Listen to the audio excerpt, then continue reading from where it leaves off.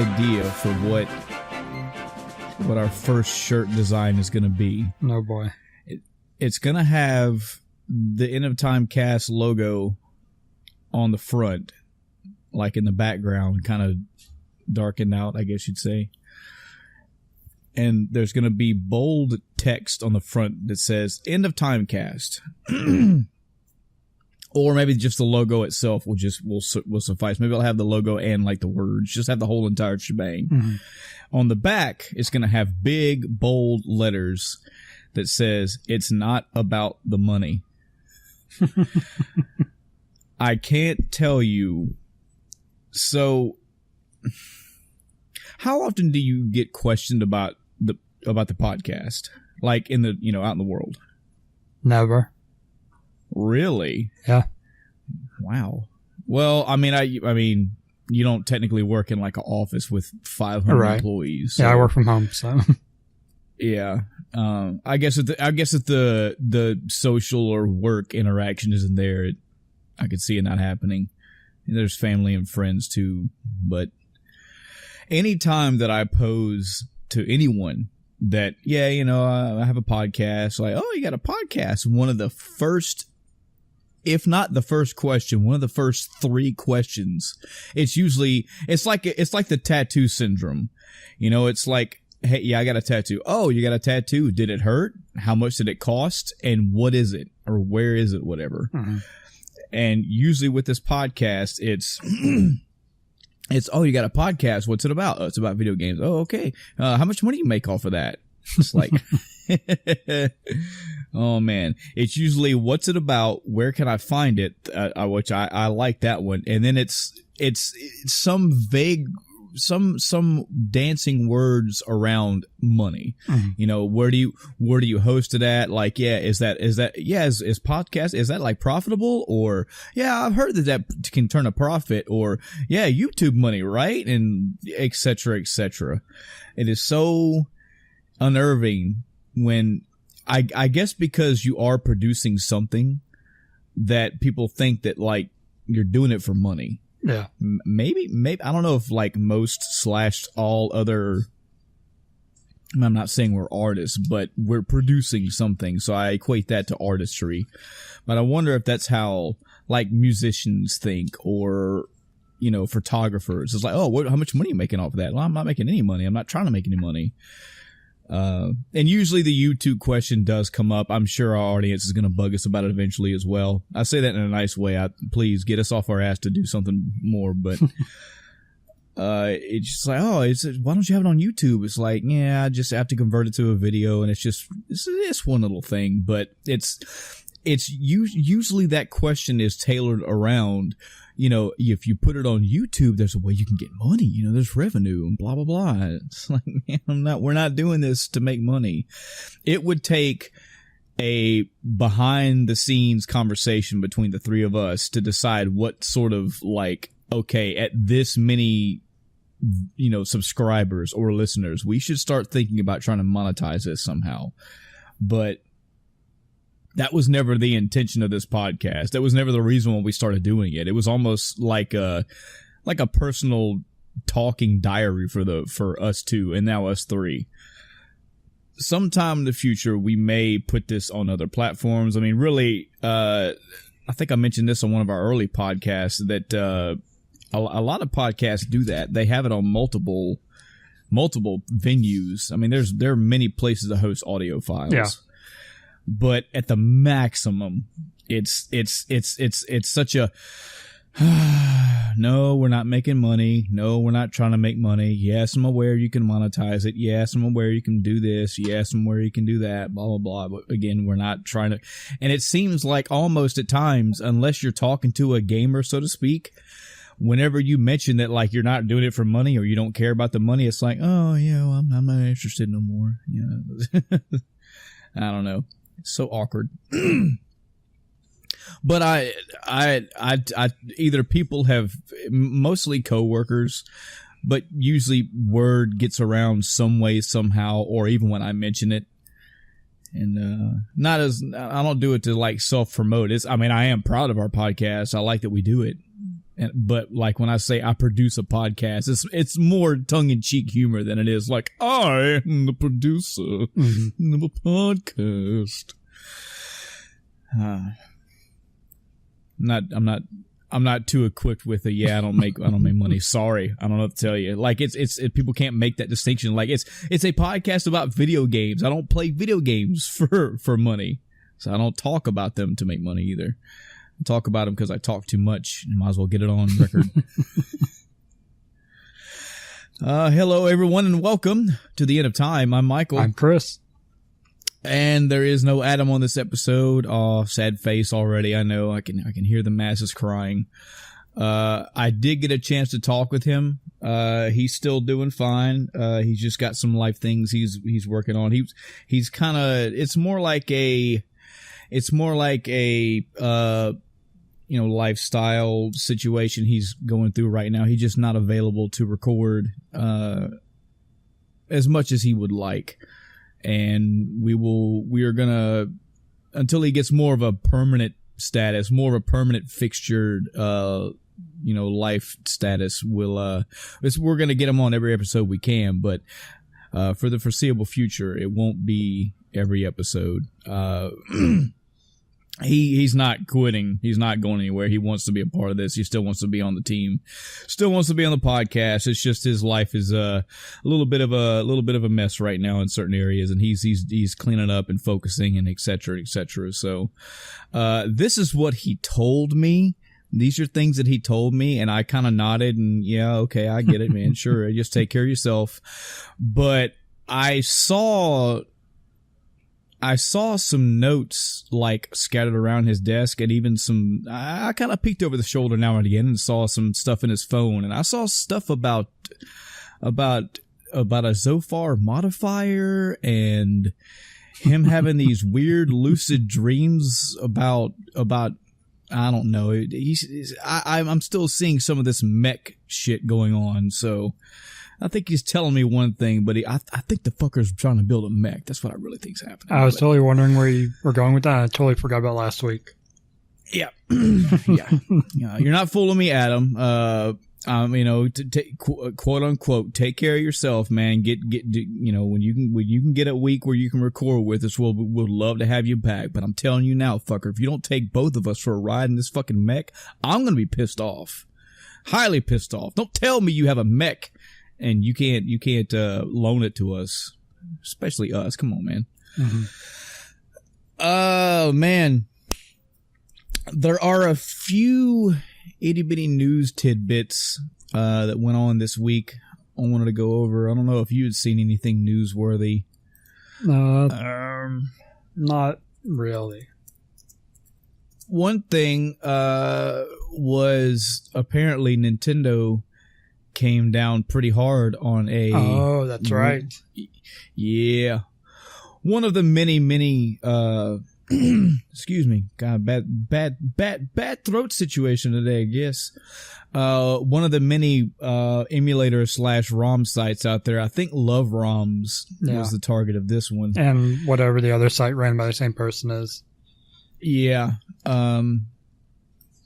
Yeah, Nintendo pretty much put the gavel down pretty hard. Several dollars worth. I'm trying to scroll through the articles now because I didn't do my homework and pull the damn thing up, but it's an obscene amount of money. It's like $100 million. Yeah, they got charged for, the owner of the site pretty much is the one who's getting the brunt end of all this. He got charged for like every copyright infringement for every title that was put on there, et cetera, et cetera. And this added up to lots of money, which of course, his reaction immediately was to pull the stuff down. I haven't tried right this second, but I don't think you can even get to the site. Even though it's only Nintendo that did this, he's got the whole site. From what I heard, he had the whole site down. Yeah. And now again, because I'm just talking out from what I remember about the article. I think Giant Bomb was the one that pointed me this way. Their latest podcast, they were talking about it as well. That it's a Nintendo thing, and it's only Nintendo so far, but it makes me wonder how far it's going to go. Not only from Nintendo's side, but if anybody else is going to join in. I don't see this being like a huge deal. I don't see this being like a shuttering whole hell stop from everyone. I mean, there's lots of ways to get this shit, but Nintendo came down pretty hard. Like, they swung a big fucking sword at this shit. For whatever reason, I don't know. I don't know what caused them to do this. I don't know why they decided out of the blue, because, Jesus, emulation and ROMs from the Nintendo on have been a thing for damn near close to 2 decades, if not more. Yeah, I think this is a known thing. lot of the thoughts behind it are basically looking at things they're planning on doing, like their annual service you'll be able to pay for soon. I think that might have some backlog access or something like that, or other products like the NES and SNES re-release stuff they've been doing. Those little, I can't even think what they're called right now. Yeah. But those, have the access. Classics, yeah, the classics. Those have access to a lot of those games, old school games like that. Don't know. Yeah, I can see that being a reason why, because again, just this, to me, maybe in the business world or in the legalities world, this may have been a long time coming. There may have been envelopes that were being pushed on the ROM side and emulation side that just made them go, all right, fuck this, we've had enough. But this, to me, this just seems completely out of nowhere. And yeah, I agree about the only justification I can make is with their, see, but even that, they had, what was it? What was, not the eShop? What was the Nintendo service that had all the classic shit? Damn it. It was closed down a year or two ago. It was where you can go to get Nintendo games and Super Nintendo games. I have no idea.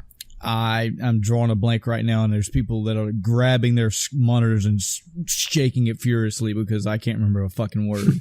But I feel like this is something that's like that you've been able to play these old games for a while. I just don't know. Something had to have made them go, it cannot be that they are ignorant to it. I don't think. No. In my mind, I don't think that any one of these companies are unfamiliar with emulation and ROMs. Yeah, Nintendo's been a big vocal opponent to them, I guess I'll say. They even have a section on their website, asking, are ROMs legal? And they're like, no, they're not. But yeah. The virtual console is what I was thinking of. I thought that was still a thing.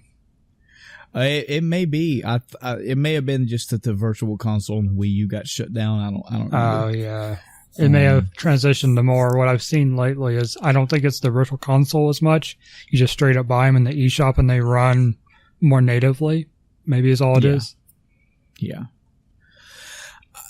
I can understand from a business perspective, any one of these companies wanting to do whatever they want to do. I get it, especially backwards thinking companies like Nintendo that are, from the third generation of consoles, their first generation of consoles, all the way up the ladder. They're trying their best to make games available. Not only classic games, but just in general. They're trying to broaden the libraries and make things accessible. I've heard up and down opinions, or let me rephrase that. I've heard different stories on what this online system is supposed to be, and I don't agree with it. If what I've heard is correct, it's like you pay so much a month or so much a year, and they basically make some games available for a set amount of time, and then they remove those games and put new ones on. That I'm not a big fan of. If that's the way it's supposed to be. The virtual console seems like the perfect, like, there you go. You just keep that forever. You just have your own emulator, so to speak, and you just keep adding games to it. And there you go. That's all you need. Yeah. But I could see with them trying to make some sort of business sensibility out of this put games online. Them going, okay, well, what's it? How else can people get this? Well, they can emulate it. Well, we got to stop that. That's going to hurt our bottom dollar. These are also sentiments that Giant Bomb mentioned as well. It's just, I don't know. I don't fear anything from the other two or from really anybody else. I don't think that like emulation is about to come to a halt. This could have been a scare tactic for all I know. And for whatever reason, they picked Love ROMs. They picked them. They picked that site and the accompanying site as well. Yeah, one of my biggest questions about that is really, why that site? I had never even heard of them. They must be one of the smaller ones. So why not, go after one of the larger ones? Yeah. If they're going to make such a big, bold, we're coming at you full steam ahead. Mm-hmm. Why that one? I think Love ROMs has been like a fourth or fifth down the list. Like if I was to have like a download limit, and I would just go to another one, something like that. It's not the mainstay, but even so, whether it's popular or not, I think it did have like some stats that were posted that Love ROMs had so many millions of customers a day, or so many millions of views a day, visits a day, whatever. Even so, it just seems like a very laser focused attack. Unless if this continues on and Nintendo just starts wiping across the board, then that will be one thing.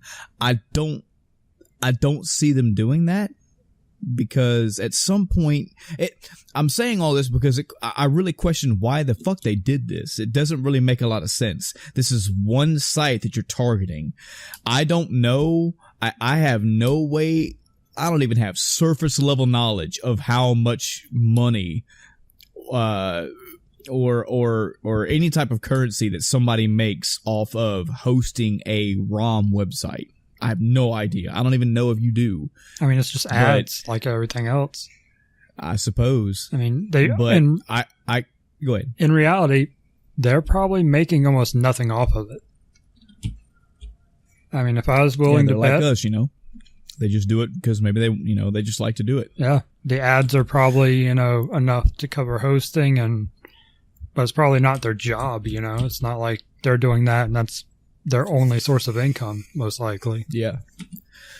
And I have to think in my head, if this is adding up to be millions of dollars, hell, even if it's $500,000, I don't know this guy. I don't know what jobs he has. I don't know what his incomes, whatnot. But I gotta think, Nintendo, that if you're swinging for the fences, suing the ever loving fuck out of somebody, I don't think you're gonna see those returns.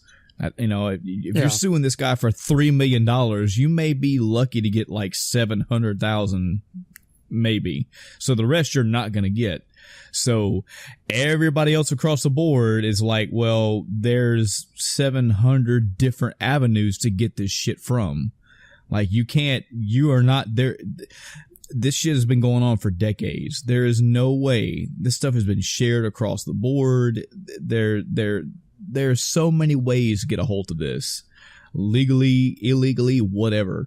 That going to 1/2 sites by one owner, going to one person and going, hey, you're fucked. That sucks for him, and it sucks for the subscribers and his audience and his following and all that. But as far as the emulation community as a whole, like, CMU is a thing, folks. The Wii U emulator that runs like it can run Breath of the fucking Wild.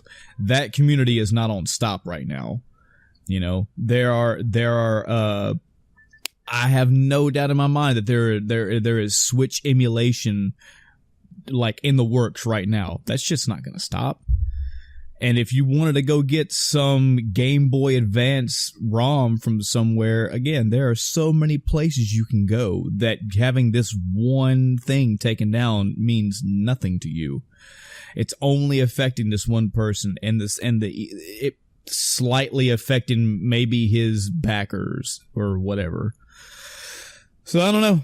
I'd love to question Nintendo and be like, guys, what are you doing? Why are you doing this? Mm-hmm. I mean, like, you can give me a legal reason why. You can give me some reasons why, but what's the real reason why you're doing this? Yeah.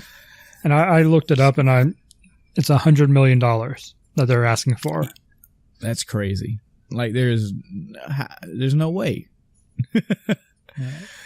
And even if they got half of that, still, it's like, all right, well, you just bankrolled some guy and took his life. He has no fucking life now, and he is now relegated to working at fucking GameStop for pennies until he retires because you are gouging his paycheck every month, yada, yada, yada. You have fucked this guy over. Good for you. You made a few $100,000. Good for you. The train rolls on. You know. Yeah. It is what it is. Some other news. This was a complete surprise to me because I just don't follow other conventions at all. But apparently, the San Diego Comic-Con, San Diego Comic Convention just ended or was happening last week. I didn't know because it's not because I don't follow comics. I follow them enough that I watch Comic Pop and try to catch up on shit. But somewhere, I think it was in my Facebook feed.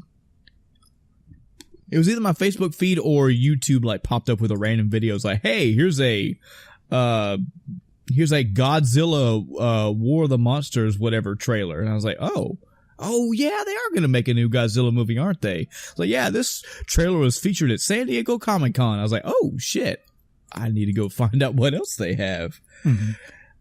So yeah, San Diego Comic-Con apparently has many different trailers for things and announcements. I guess there were TV shows that were announced there. There were like new seasons to shows that were announced there.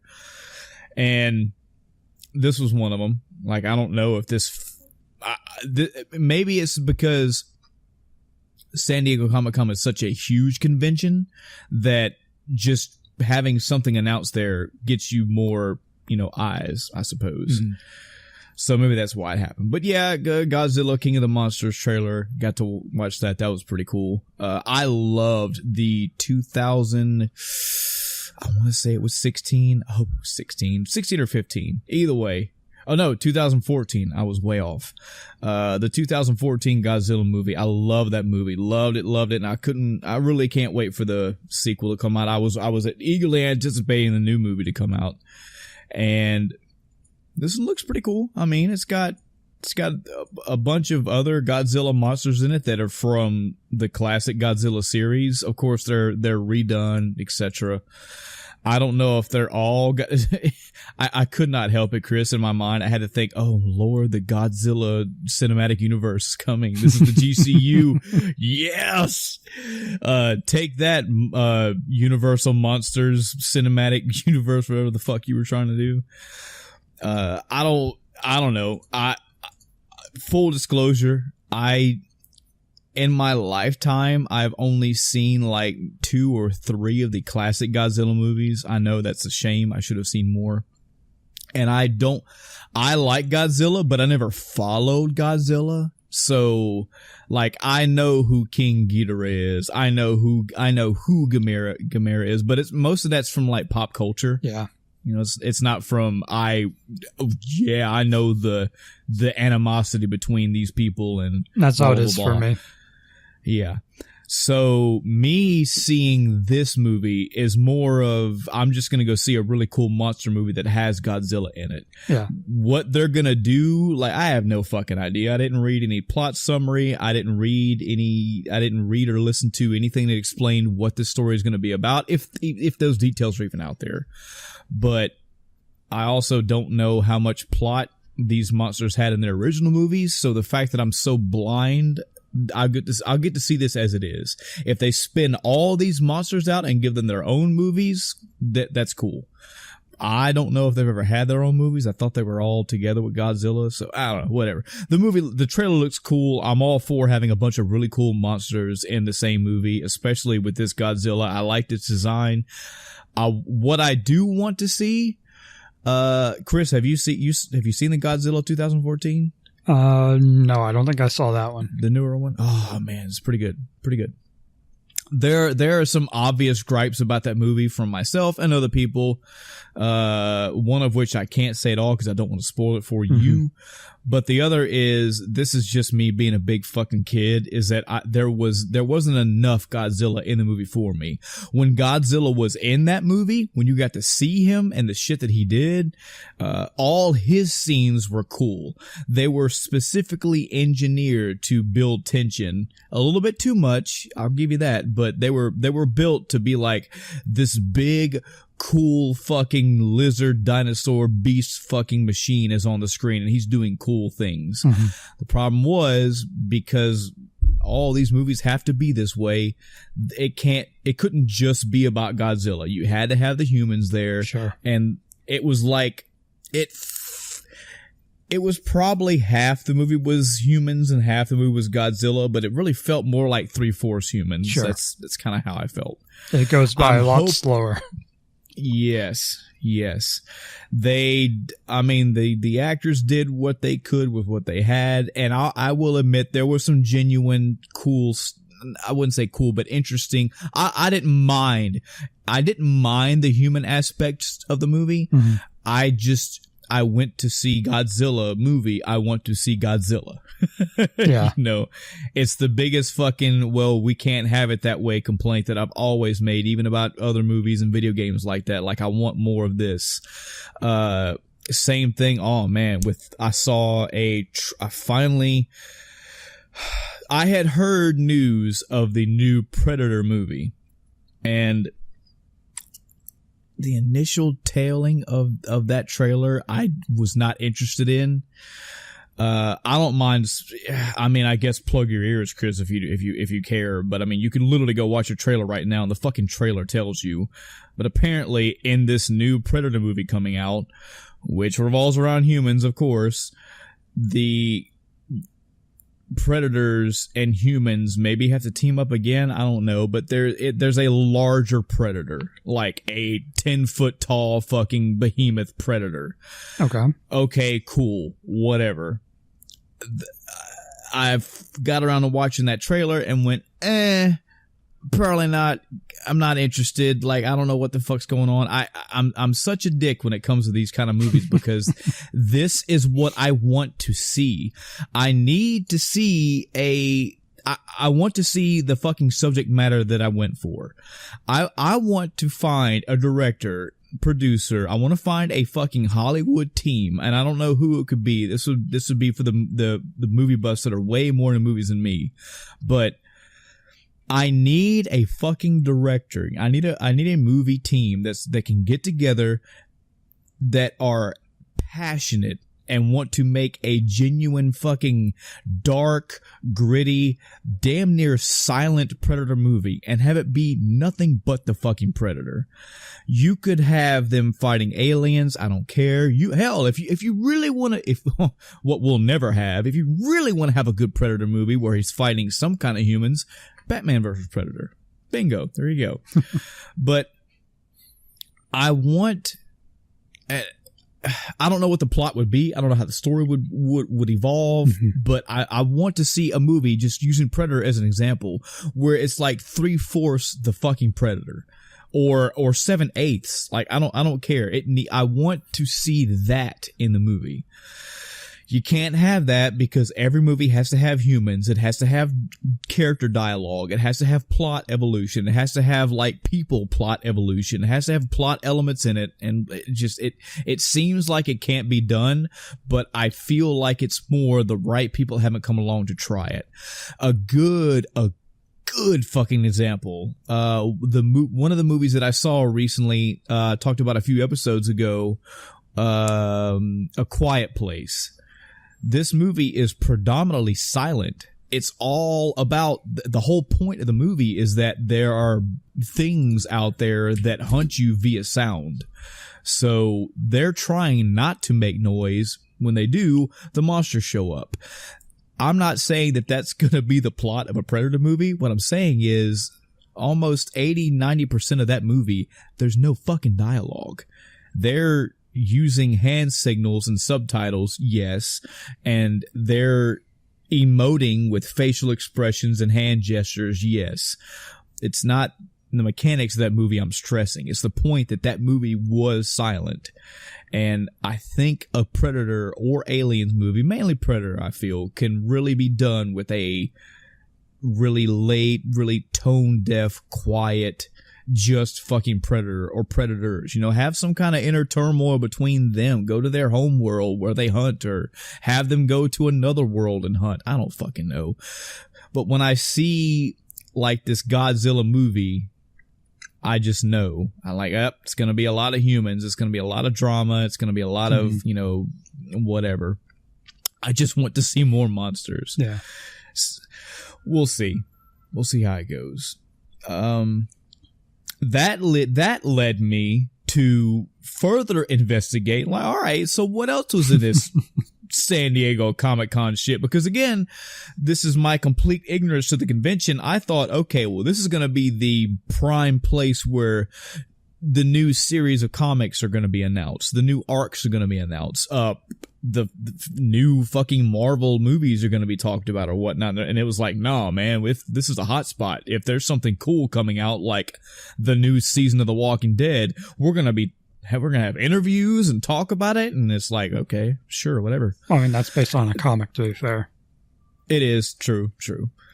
The next one that I saw was Aquaman, the DC Cinematic Universe. Didn't DC Cinematic Extended Universe? Who the fuck knows? A new DC movie's coming out. One of the ones we knew were going to be coming out soon was Aquaman getting a standalone movie.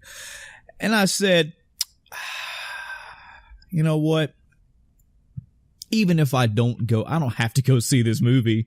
I've already had my opinions about Suicide Squad and Batman vs. Superman and average opinions about Justice League. I don't entirely hate. I loved Man of Steel, just so everybody knows that one. Just we can get that out of the way. But you know what? Even if I don't go see this movie, let's just see what the trailer is. Let's just watch it just because it's something new. Why not? We'll see what they're doing with the Jason Momoa fucking tatted up Aquaman. I gotta say, trailer had me fairly interested. It's definitely playing more to the fantasy style of Aquaman. You know, like it shows a lot of scenes with them, with the Atlanteans in Atlantis. Surrounded by fucking seahorses and whales and weird underwater beings and whatnot. Cool. Look that aspect I like. I don't know Aquaman's full story. I don't know a lot about him. So maybe a lot of that, thankfully a lot of that I can't really judge. But as far as just slightly above interested, stepping into cool territory is what I thought about the trailer.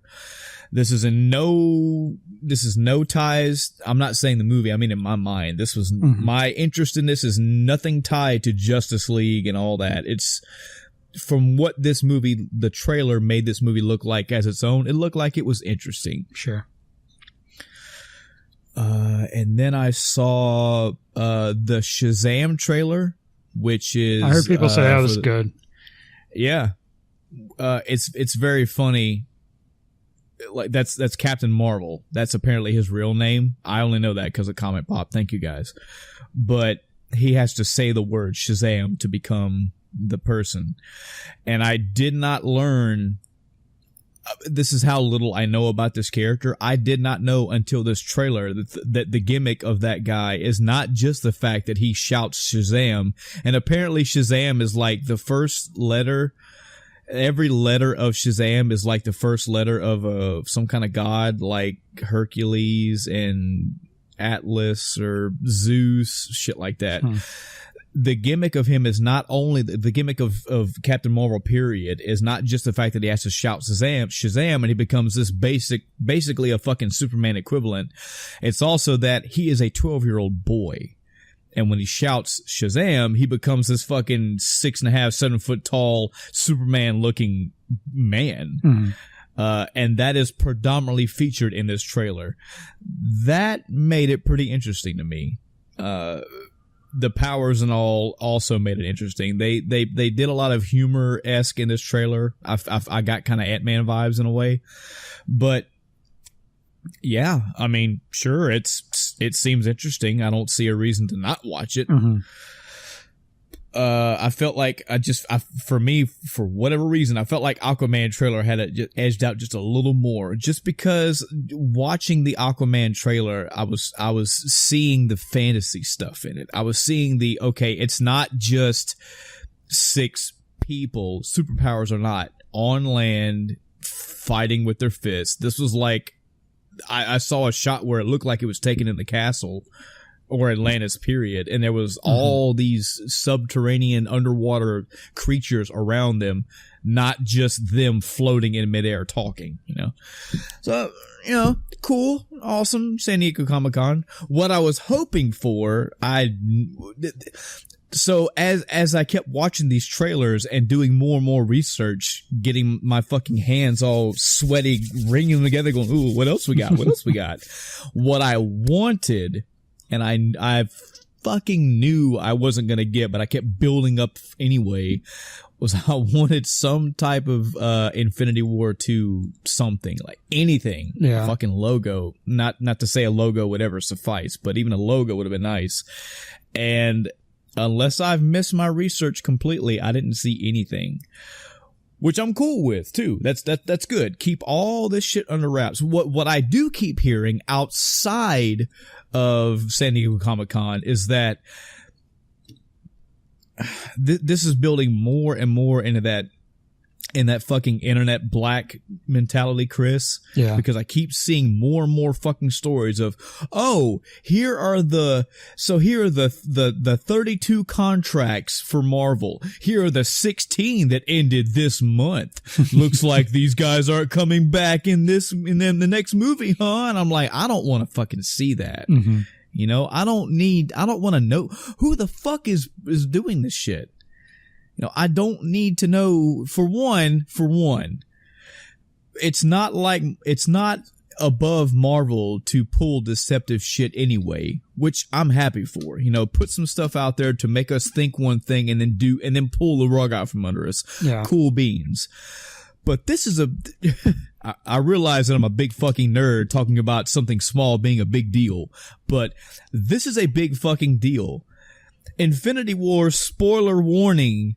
Spoilers for Infinity War. If you have not seen that great, awesome movie, which by the way comes out digitally July 31st of this year, and August 14th comes out on Blu-ray and DVD. Yes, I had my digital pre-order like a month ago, 2 months ago.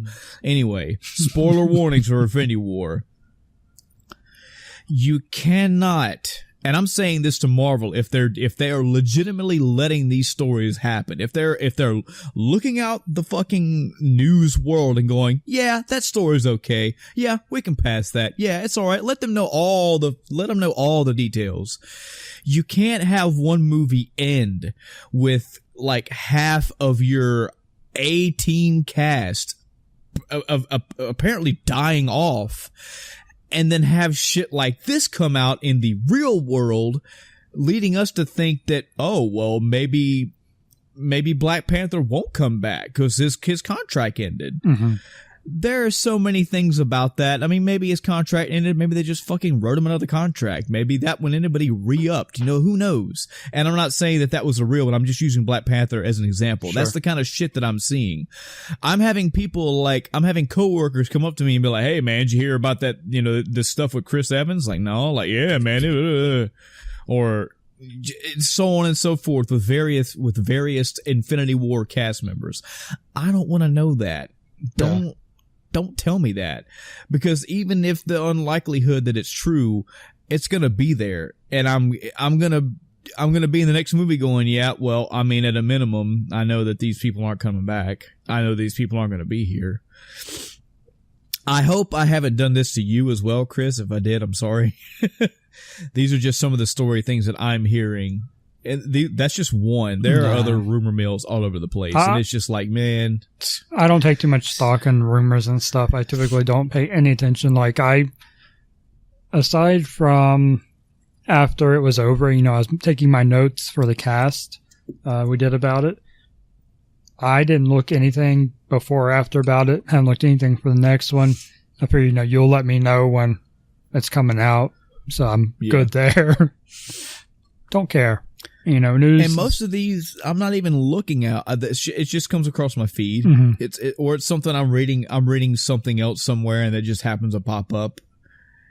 But it's there. It's prevalent. It aggravates me because that, again, this is something we talked about whenever we talked about the Infinity War movie, is that the transparency, the further and further we go along this internet age, the more and more we progress in this information is everywhere age, the more prominent this is becoming, where it's like, yeah, you can look at their salary increases and salary drops and their contracts, and you can go to their whatever page, and they'll let you know what movies they are not working on until 2025. I'm making half this shit up, but that's what I see happening with this stuff. It's so, even if it's not in your face, it is accessible. And the fact that it's accessible, there are people around you that when you don't want to go look this stuff up, they're all about looking this shit up.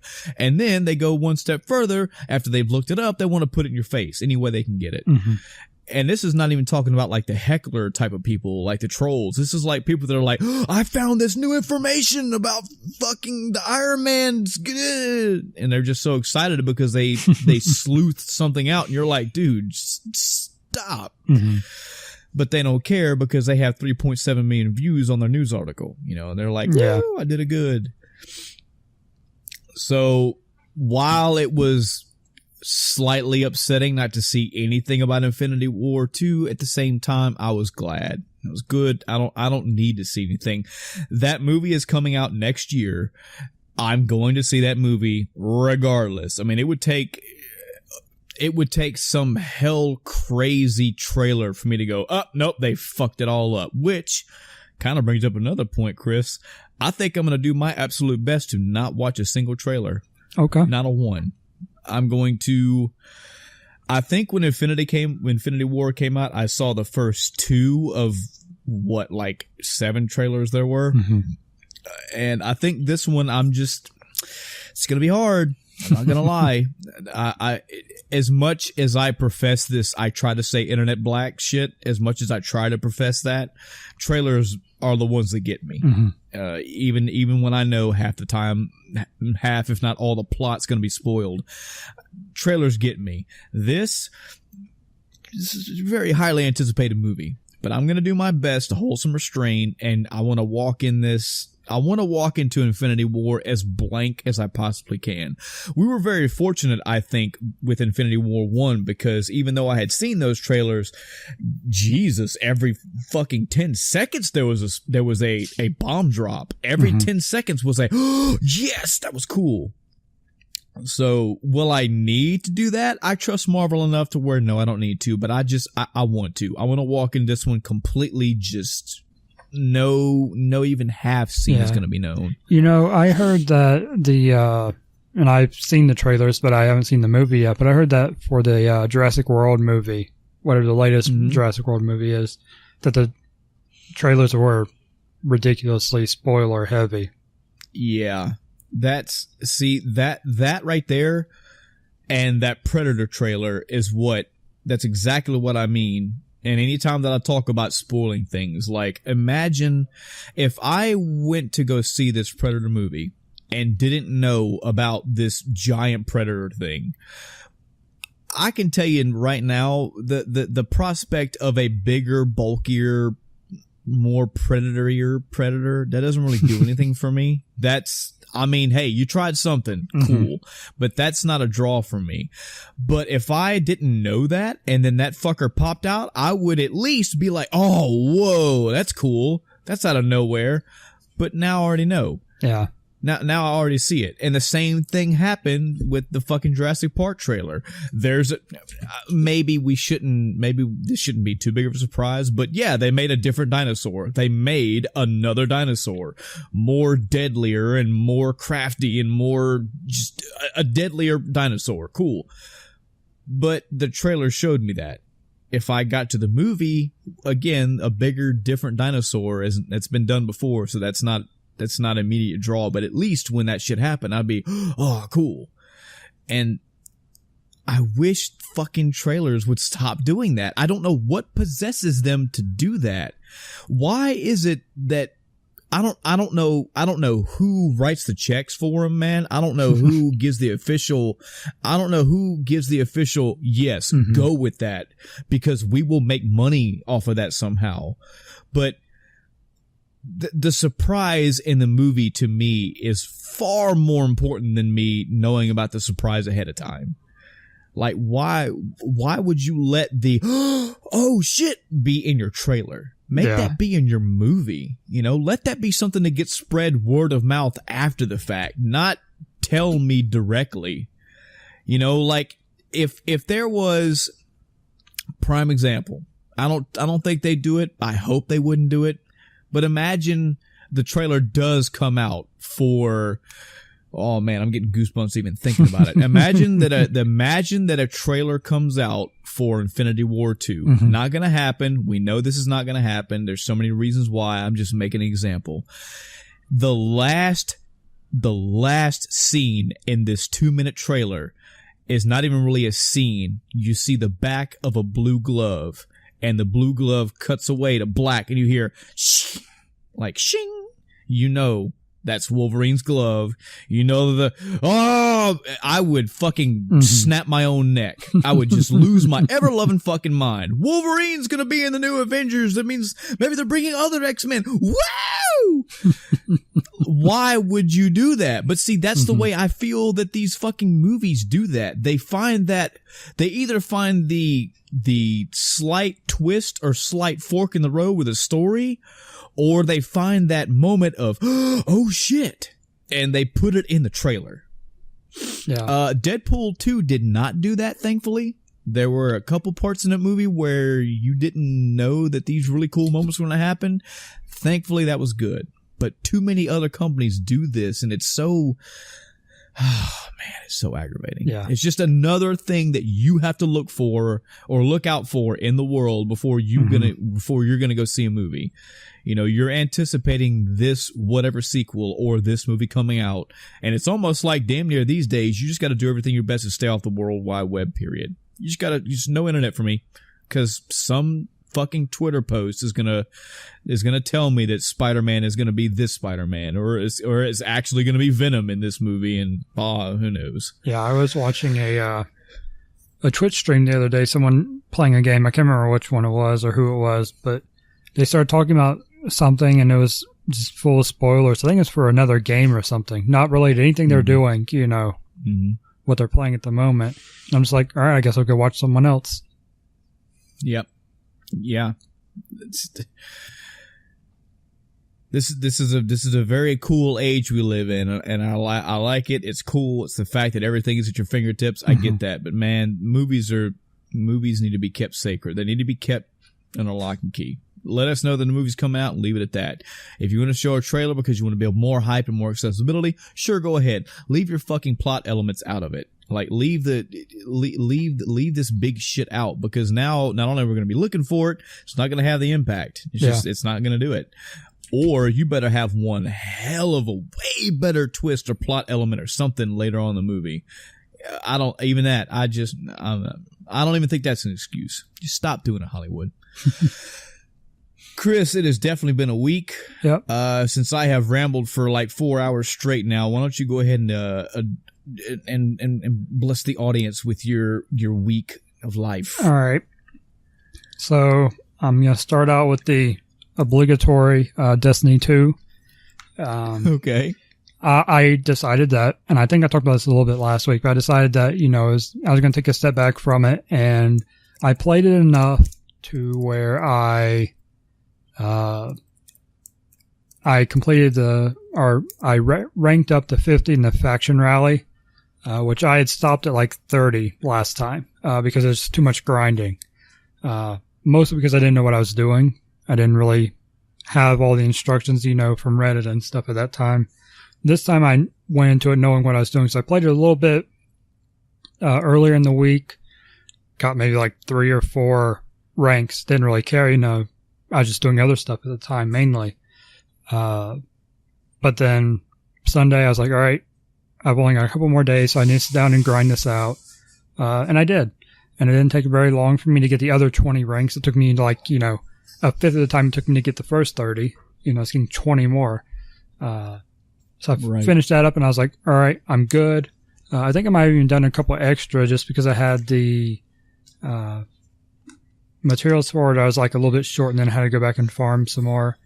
But I finished that. I haven't even logged in to get the, to see who won the, faction rally. Well, actually, I don't think I can't even remember now. I have to go back and look whether the rewards are this week or next. But I haven't even logged in to do that. So I'm kind of stepping back. And I really wanted to focus on Octopath Traveler some more, which I did. Okay. This is good. I want to hear, because I'm hearing so many up and downs about this game. It's unbelievable. Like, from several game channels that I subscribe to all the podcasts are talking about it, but I'm hearing so many up and downs, from incredible to Yeah, I really kind of stick by what I said last week still. It's a good solid game, but it doesn't do anything special or new. Not really new, The combination may be a bit unique, but it's not phenomenal. I will say it has been nice in the sense that it's a JRPG, and I've wanted to play an RPG for, that's kind of been my mood lately. And it's certainly been scratching that itch. So in that sense, it's been great for me. The story itself, I have now completed the chapter 3 for all characters. Okay. As I mentioned last week, it looks like chapter 4 is the last, and I started one of the chapter 4 stories, and based on that, it's wrapping up that character's storyline. What happens after I complete 4? Don't know. But as of 3, they're still not connected in any way. And I didn't talk about this last week, but one of the things that I kind of don't like about the stories like they are is you never see the other characters in those cutscenes. Or in, the thing like, there's something happened to a character and I was like, oh no, that character's trapped. Well, just 3 other people with them. And 4 more waiting for me at the tavern, essentially. This character is not alone, no matter what they portray it as. And I understand sort of that you can have any combination of characters there. You could probably play through the game as far as an individual character and never talk to the others. You're not forced into that. As far as I know. It'd be a lot harder, but hey, there's solo cloud Final Fantasy VII runs. So what? It can be done if someone wants to do it bad enough. So I kind of don't like that. I get that they're telling this character's story for each of them, but there should be more interaction between them. I did run into, after the last recording, the next time I played, there was a party interaction after the character's cutscene. So I had this cutscene for the story. I got back in control. And then as I go to walk away, a thing pops up saying, hit plus for, I don't remember what it's even called, but it's basically character interaction in your party. And it's a conversation till your characters have back and forth about whatever just happened. And it's neat, but doesn't really do anything. It doesn't change anything that's happening in the story itself. I don't know. It'd be nice to have a little bit more interaction, and so far I haven't seen that.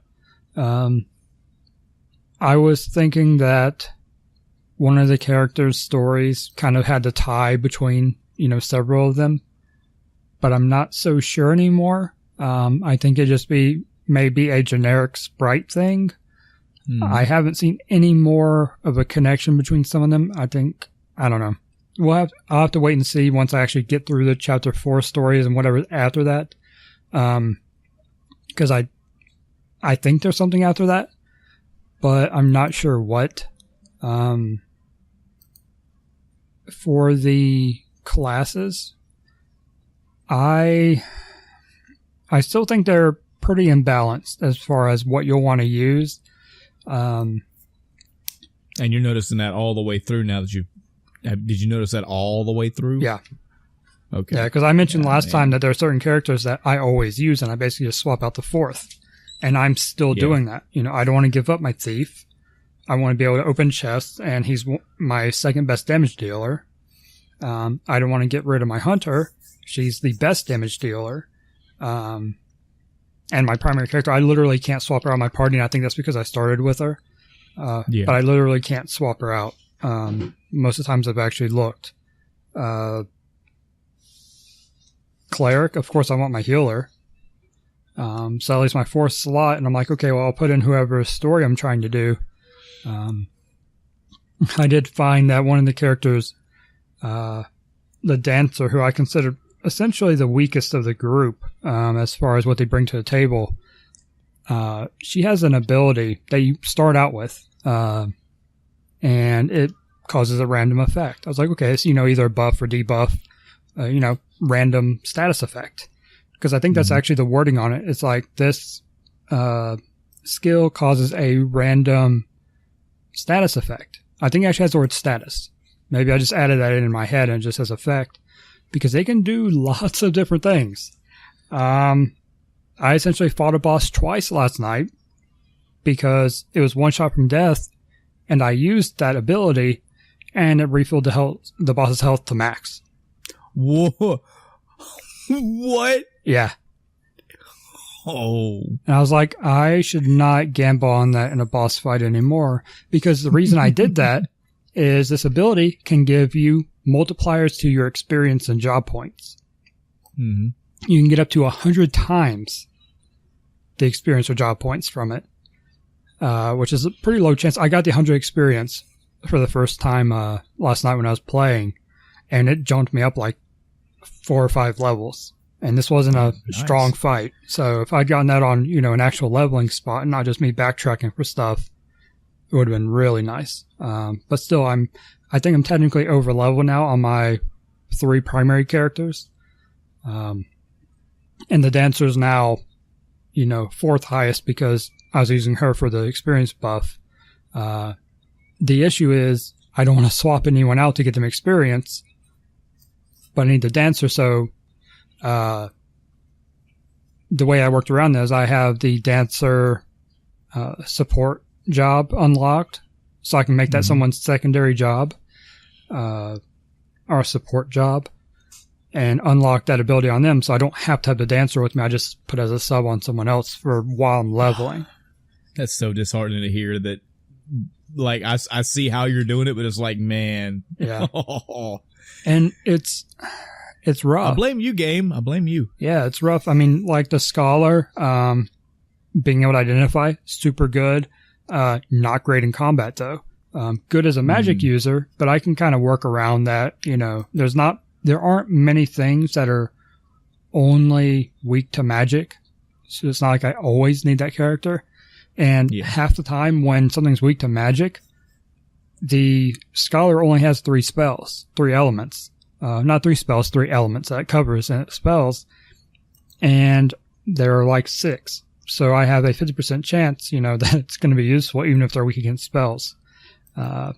Which sucks. But when he's useful, he's useful.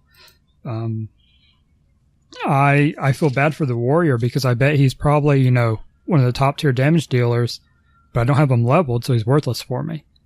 I did read something about some accessories that help this experience gain, but based on what I was reading, It's not something you get before you complete the character's stories. So for me, it's like, okay, that's a post-game thing. So after I beat the game, then I can get more experience. That doesn't make sense. I don't know.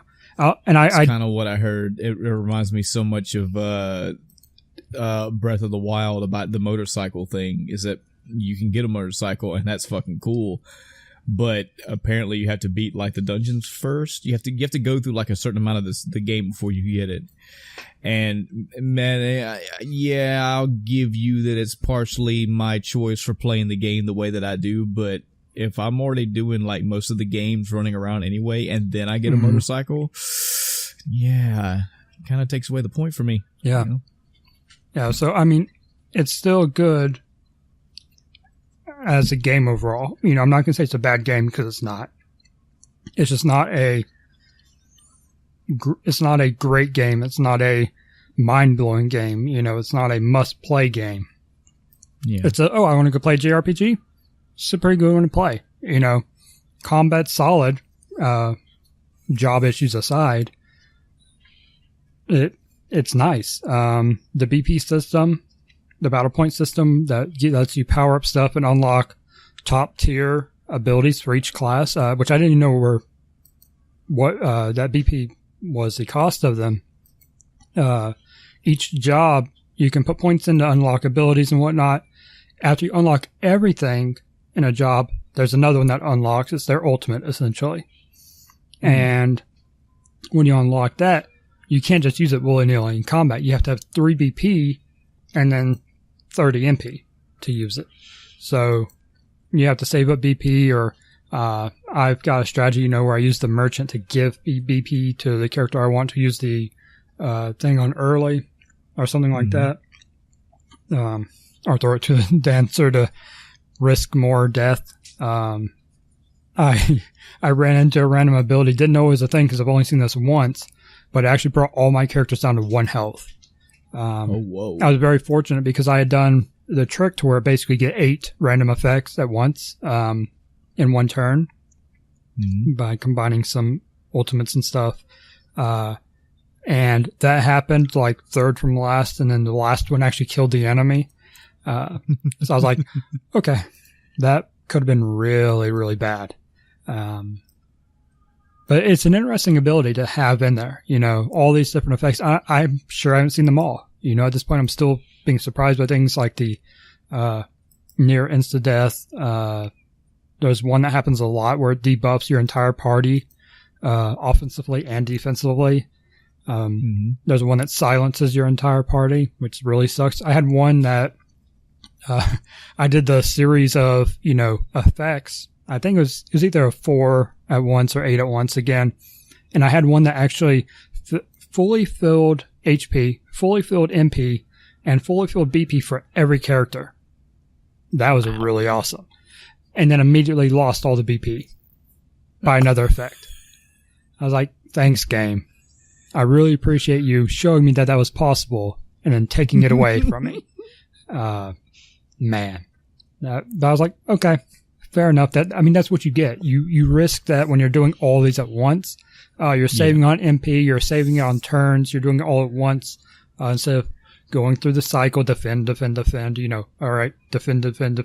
I hate doing that, but being able to just save up, do it all at once in one turn, pretty early on into the fight if I need to. Most of the time I've earned those BP naturally and stuff just by taking care of the enemies to where there's like 1 left or something.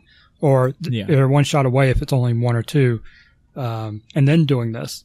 But then, you know, they fully heal the enemy or something, and it's like, okay, well, yep, I deserve that. I'm still enjoying it. The storylines, you know, complaints aside about how they did with the characters, they're, for the most part, at least somewhat interesting for all of them. There are a couple that I'm really curious to see how they play out. But I'm still mostly curious about how does this get all tied together? You know, what's the overarching story? I've got 40 or 50 hours in the game now. When am I going to see these characters actually in the same story? Not just as a, you know, after the cutscene thing. So, still playing it. I stopped last night on, like I said, the first chapter 4 fight I was doing.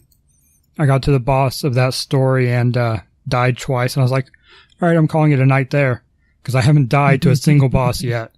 And this one kicked my butt twice, and I'm over leveled.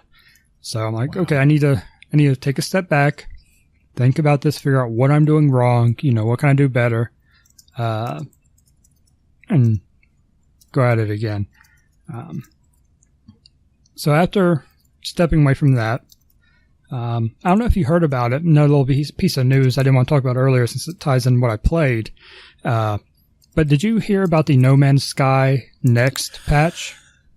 I do know that there's another No Man's Sky patch coming out, and it's been a talk amongst many folks because people are still like, what, No Man's Sky is still a thing? Yeah, like, people still care about that. And one of our topics coming up very soon, it was going to be a great discussion about this. Yep, and I still plan to talk about that. But yeah. So next is the title of this patch.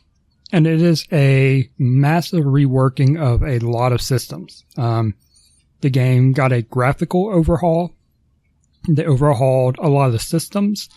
And one of the biggest things they added in was true multiplayer. So you can have you and a group of people can play in the same game. It's more, I don't think, so I'm not fully up to speed on No Man's Sky for the past updates. I know one of the previous updates did it to where you could randomly run across another real person.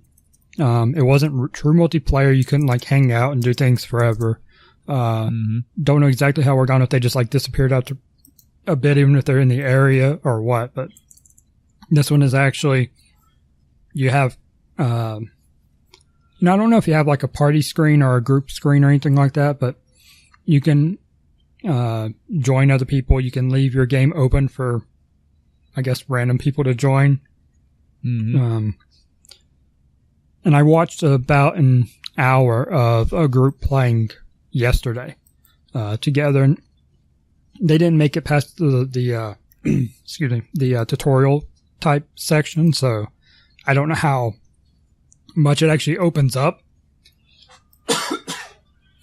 But yeah, so that's something that people, expected from the start was you go around and the odds are so low of you running into another person. But when you do, that's, an experience. Yeah. And it was expected that people wouldn't actually run into each other. And there was an article where these two people realized they were in the same area, met up, stood on the same spot, didn't see each other. Wow. So that was a huge letdown. But now you can actually play with your friends and stuff. I think it basically starts you on the same planet all together, and you can work together however you want to proceed from there. Yeah. They added a systems of you have a freighter you can get and essentially a fleet with the freighter as your capital ship. And frigates to basically defend you, go along with you, what have you. Not sure what all they do yet. But that's the new system, which is really interesting. The planets kind of got an overhaul. There's more wildlife. They look better. They're more natural, not just this bland, just basically flat thing.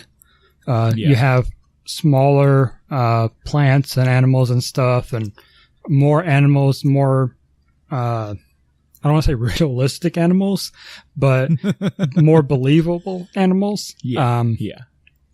Because it was kind of, I heard people talking about how it was very odd, some things you could run into. Like they didn't make sense in any sort of, scientific way. Some of the things, I've run into stuff so far that's been interesting. But I did start playing it because I bought it when it first came out. Which, I've talked about this before. I didn't buy it day one. I actually bought it, a month afterwards. I was like, I'm going to play for myself, Still paid the $60. You know, I was like, and I played, I believe it was 30 minutes of it. Mm-hmm. And I was like, yeah, they were right. And then last year I played it some more because of the patches they put out. I didn't make it very far because inventory space was brutal. Wow. And I could not deal with it. There was like no clear way of getting more space. Buying ships and stuff to upgrade were just astronomical prices. Mm-hmm. And I was like, I'm basically stuck. And I spent, I want to say, an hour. And I was like, all right, I guess it's not for me. Yeah. Even still after all the updates. But this one, I started playing, and there is actually more of a quest system in it. There is it's either brand new or a reworked version of the original main story mission you can do. And that's kind of what gives you your tutorial for the first bit. And that's cool to have these, you know, actual objectives that walks you through getting some of your tools, what you have to do to unlock them. Downside of this tutorial thing is it seems to actually lock you out of some stuff. Basically so you can't bypass the tutorial, or jump ahead and maybe screw the tutorial up or something. Mm-hmm. But, I think I have like 2 more steps before I'm actually out of the tutorial part and I'm just on the mission. I have the mission as a thing to do. But the biggest thing I'm looking forward to on here is getting the freighter. I was watching, Co Carnage play on Twitch and he got the freighter, actually this morning, and seeing that I was like, okay, that has a bunch of inventory space. See, it finally comes around because I kept wondering. I was like, why would you emphasize a freighter, man? But the understanding now that apparently there was a huge inventory issue with that game. Yeah. Okay. You want that. Yeah. Now I don't know how much it helps. But it is like a whole nother. So I think the freighter that Co got was like 17 slots, which is a fair amount, in the game. Mm-hmm. But the biggest thing is, despite the number of slots they have, in your inventory, or basically your backpack, you can hold stacks to up to, for resources, 250, for, equipment and stuff. They are, crafted materials, they go up to 5, you know, cause they're actually big chunks of things or big, you know, things, machines and whatnot, or even 1 in some cases. But when you go to your ship, just the one you start out with, I think you can stack up to 500 in a slot. So, okay, you're kind of doubling your holding space. But then when you go to the freighter, if I'm not mistaken, you can hold up to 1,000 of a resource in a slot. So you're kind of doubling each time you go. So 1 slot on the freighter is essentially 4 spaces in your backpack. Yeah, which is really good. So on top of that being there, they've added in where at every space station, which there's at least 1 per solar system, I think, at least so far what I've seen. And each one of those lets you buy an inventory slot. And they don't start out ridiculously priced. I can probably currently afford the next 20 upgrades. I don't know how many there are, but yeah, if there were 20, I could probably afford them. Unless the scale, you know, curves more. But the first one's 5,000 credits. Okay, I'm sitting on 400,000. Sure, give me the upgrade. Yeah.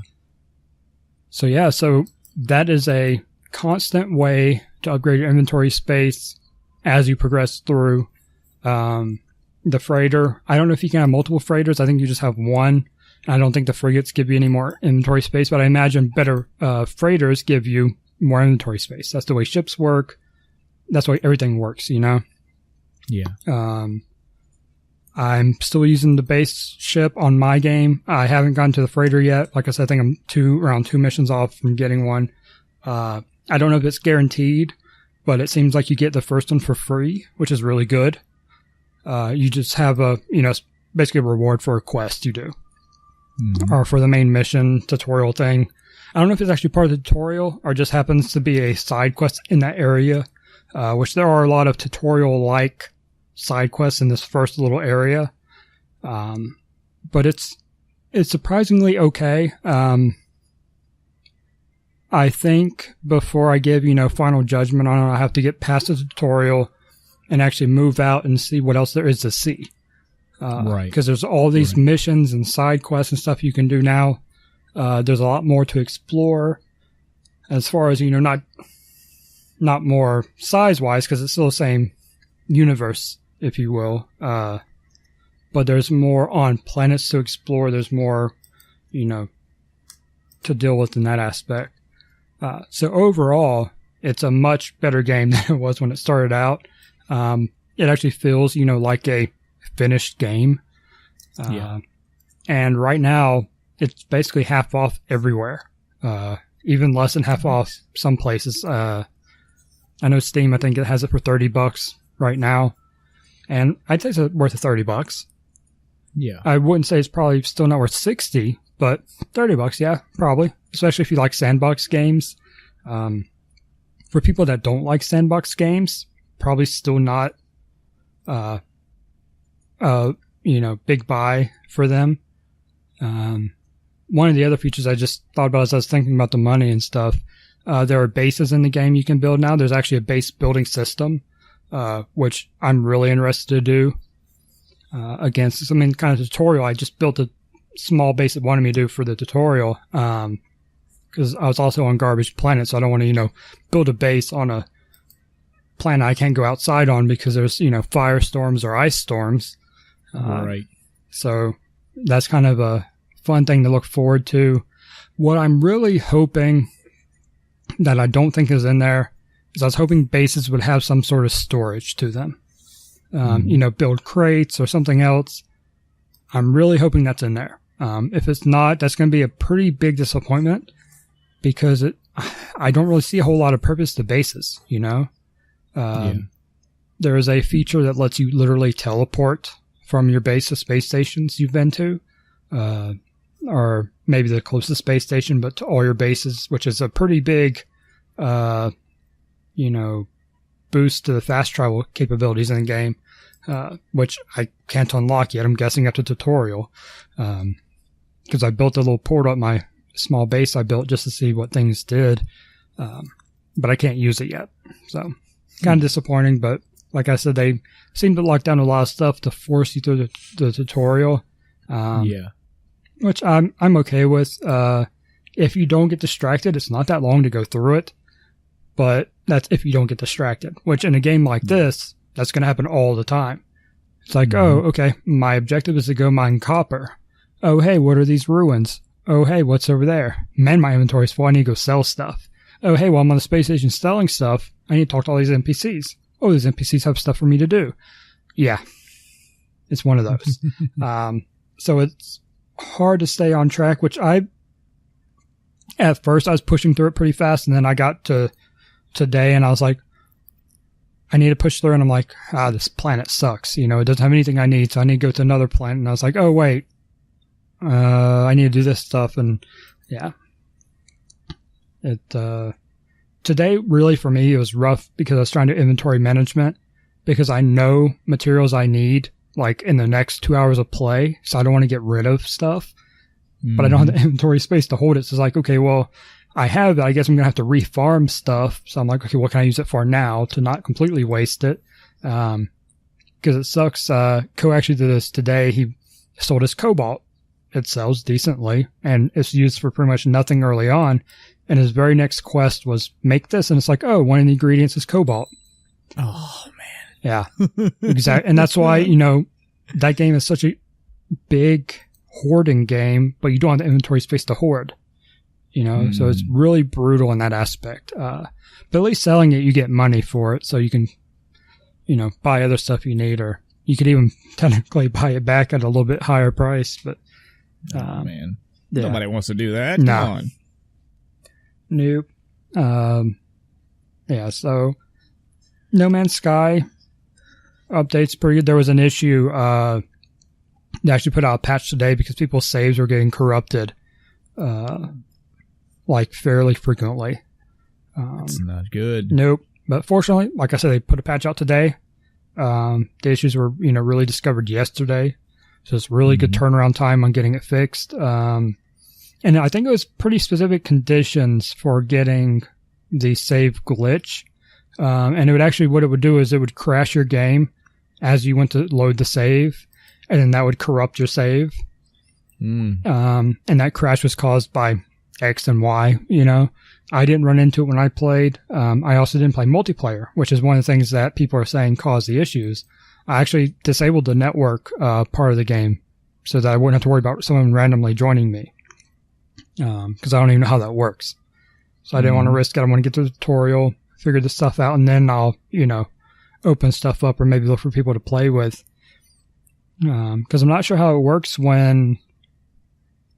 I'm trying to think. If you have a save, how does that affect? Can people just come in and go once you start a save with these people? Because you can start saving immediately from the start. Like I said, pick who you start with.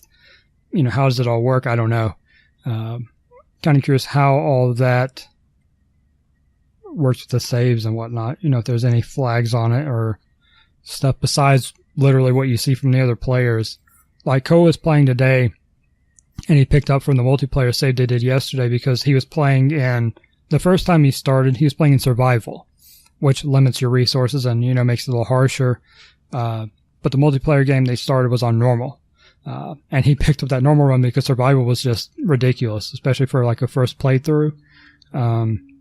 This isn't a game where survival is fun, or as fun.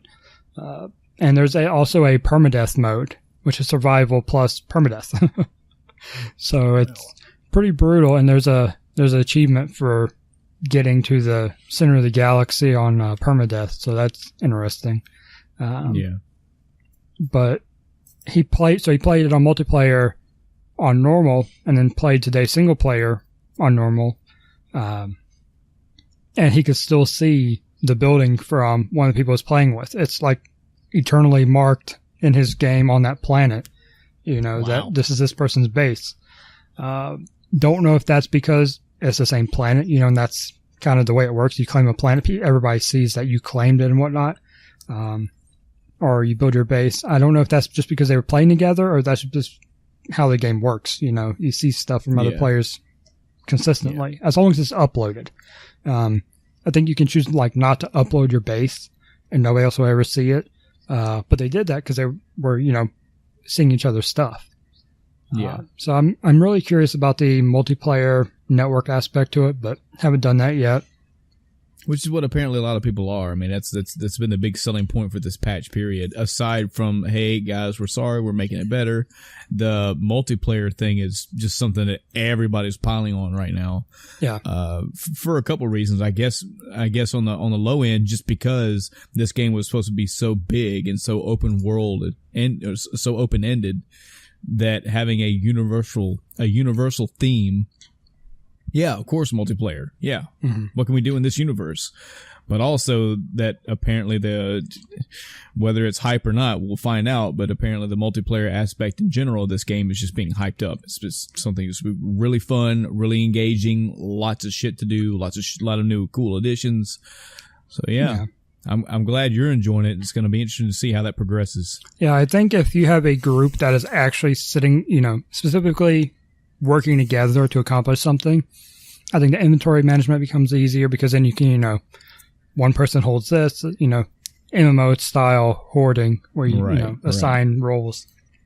But I'm not sure how much stuff there is that, utilizes a group. I think it's just everybody's doing their own thing at the same time, kind of. And that is what it is. It's not great, but it's not unusual. I mean, that's, aside from once you get into, raids and stuff, MMOs are often, all right, this is benefiting me. I'm doing this to complete my quest. We just all happen to have the same one. But I don't think there's anything that requires a group, But I put 4 hours into it so far in the last couple of days, which is more than I played, up to this point combined. So I'm trying to give it a fair shake. And I think there are some key features I want to get to before I, really make a full determination on, how good the game is now overall.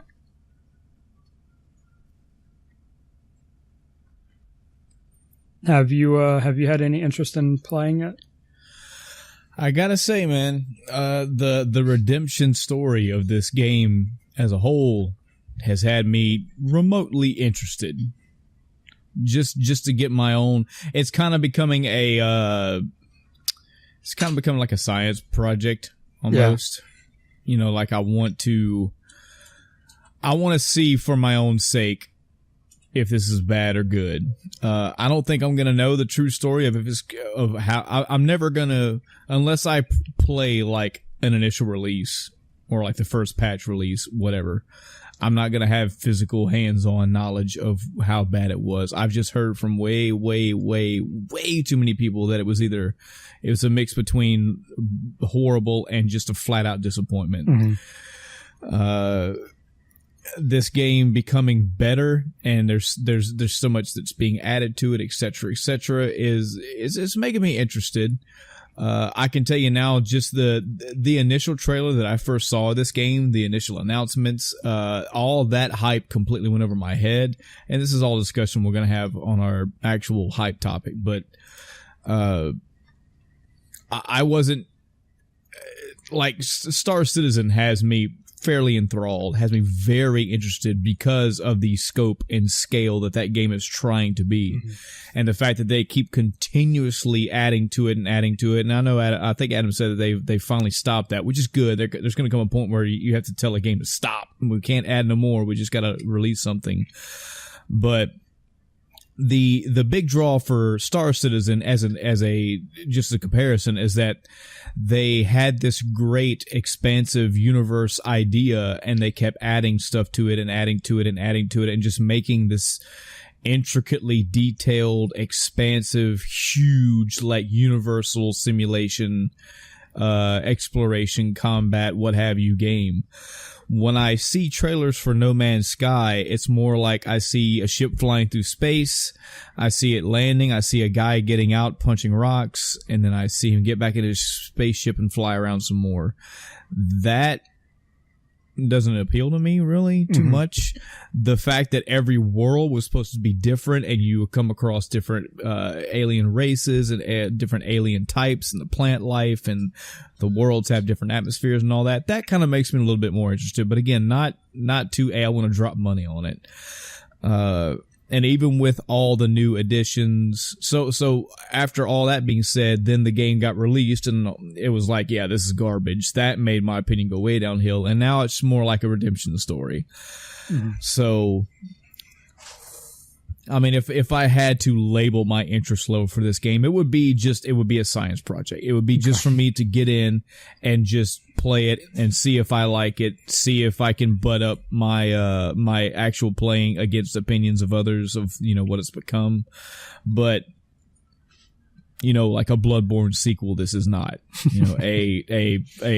A new God of War 2, this is not something I'm extremely looking forward to, and I can't wait to play it. It's more like, if I had it, I'd play it.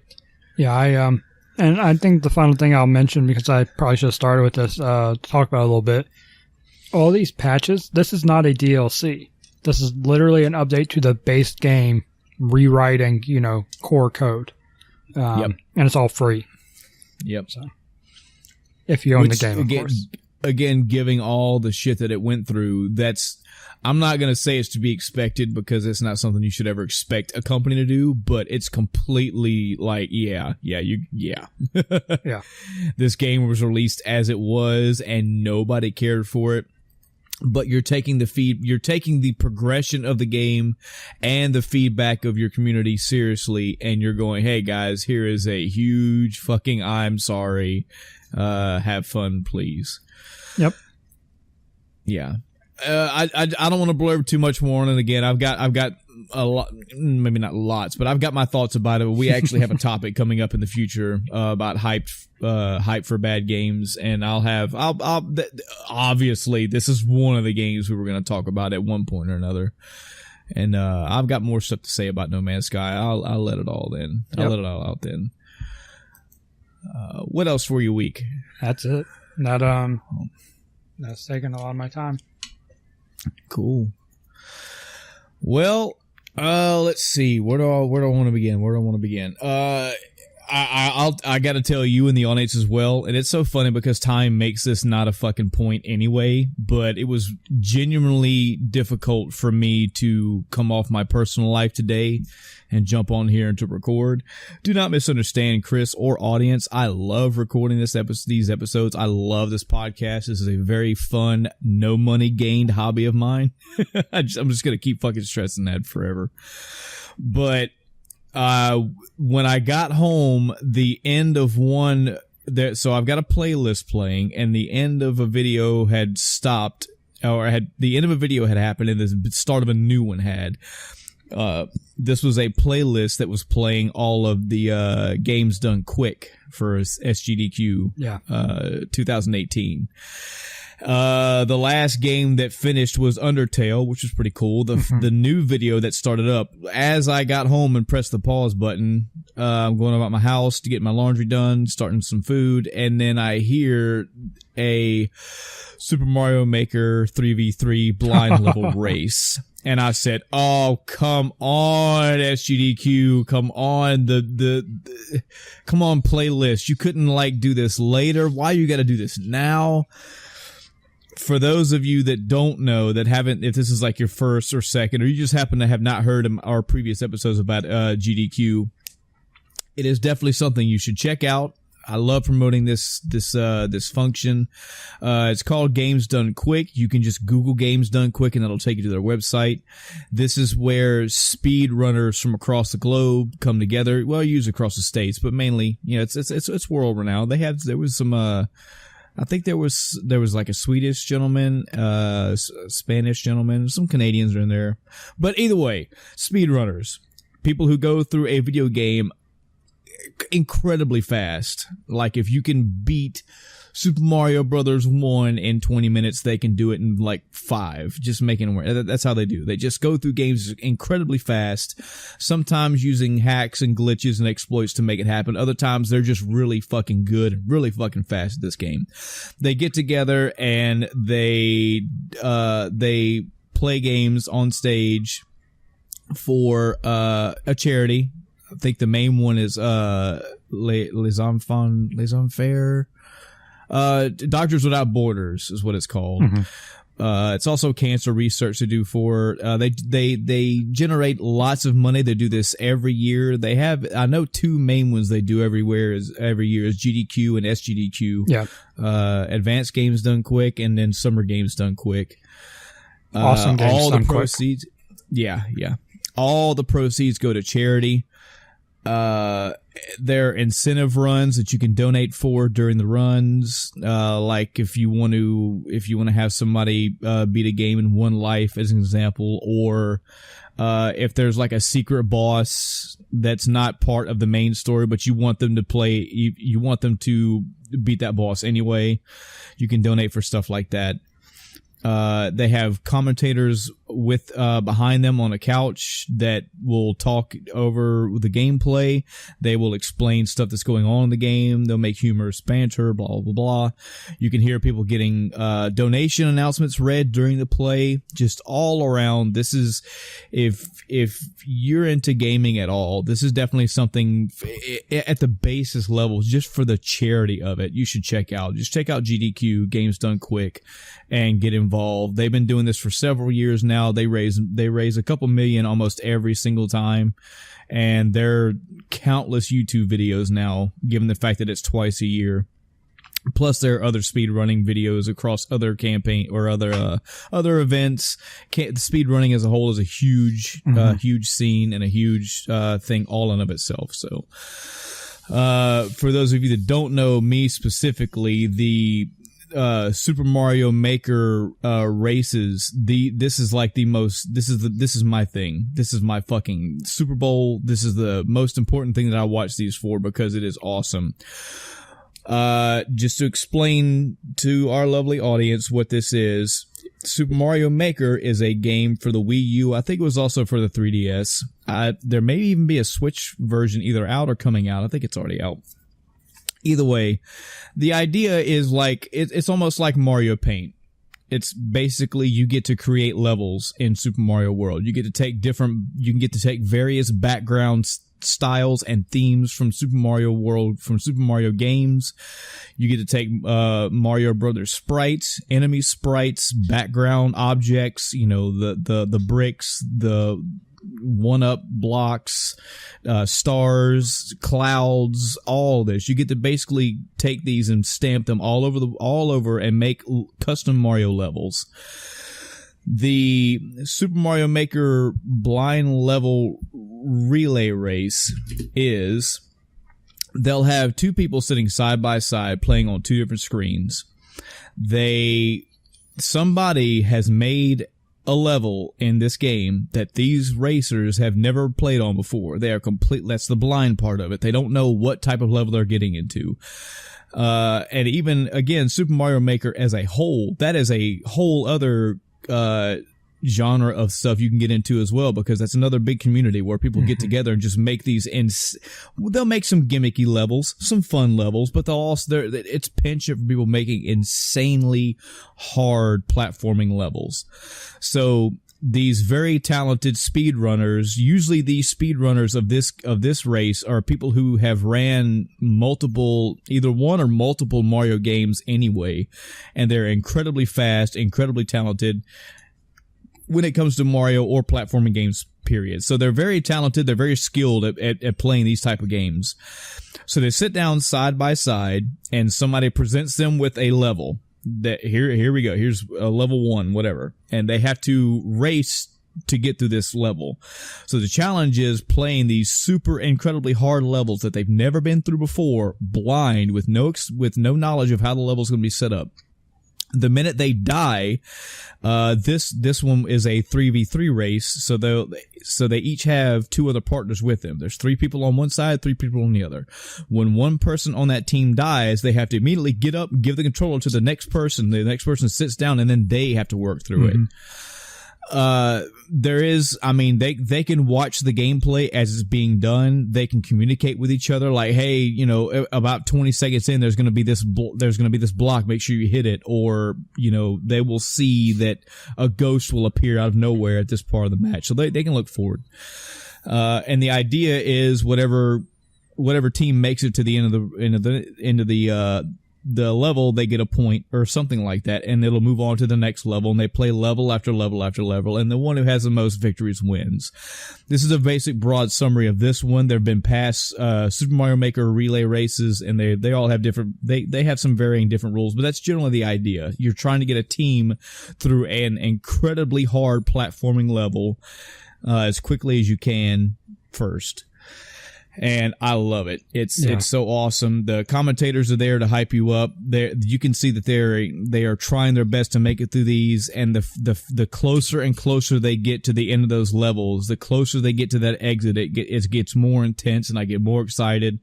I love it. This is probably the most entertaining thing that I look forward to at any of these GDQs. And Mario Maker is fairly new. I think the game is only 2 or 3 years old, something like that. So other GDQs in the past have had other types of races. There are other races in this one too. Usually they all have some kind of race. There'll be like a Super Metroid race or, a Mega Man X race, so on and so forth. So the races are also there. There are other types of incentive style games that are put into play, like playing a game with one hand, or one game being played with one standard controller, but 2 people controlling that one controller. So one person handles the buttons, one person handles the D-pad or whatever, stuff like that.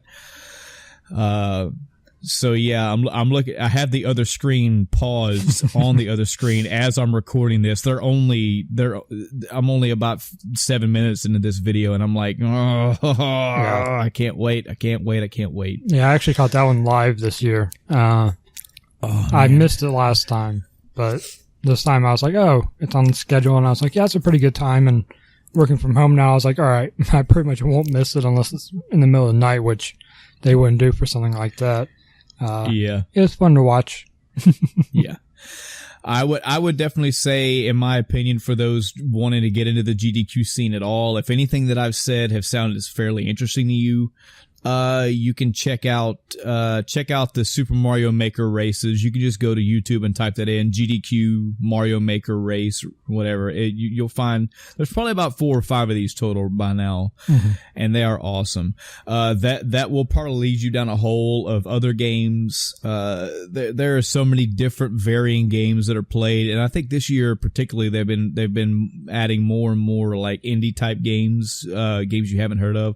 Like you're gonna see Mario 3. You're going to see Mega Man X, but there's also some random Steam games that I've never fucking heard of, but they're being speed ran. So, almost every game that's ran has its own community and its own speedrunning community around it. So you will probably fall down a rabbit hole of checking these out. Yeah. And this year, on top of the HGDQ and SGDQ, they're actually doing a, Twitch Done Quick or something like that, a TwitchCon.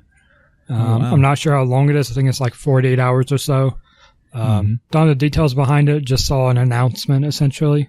So that's pretty cool. Yeah.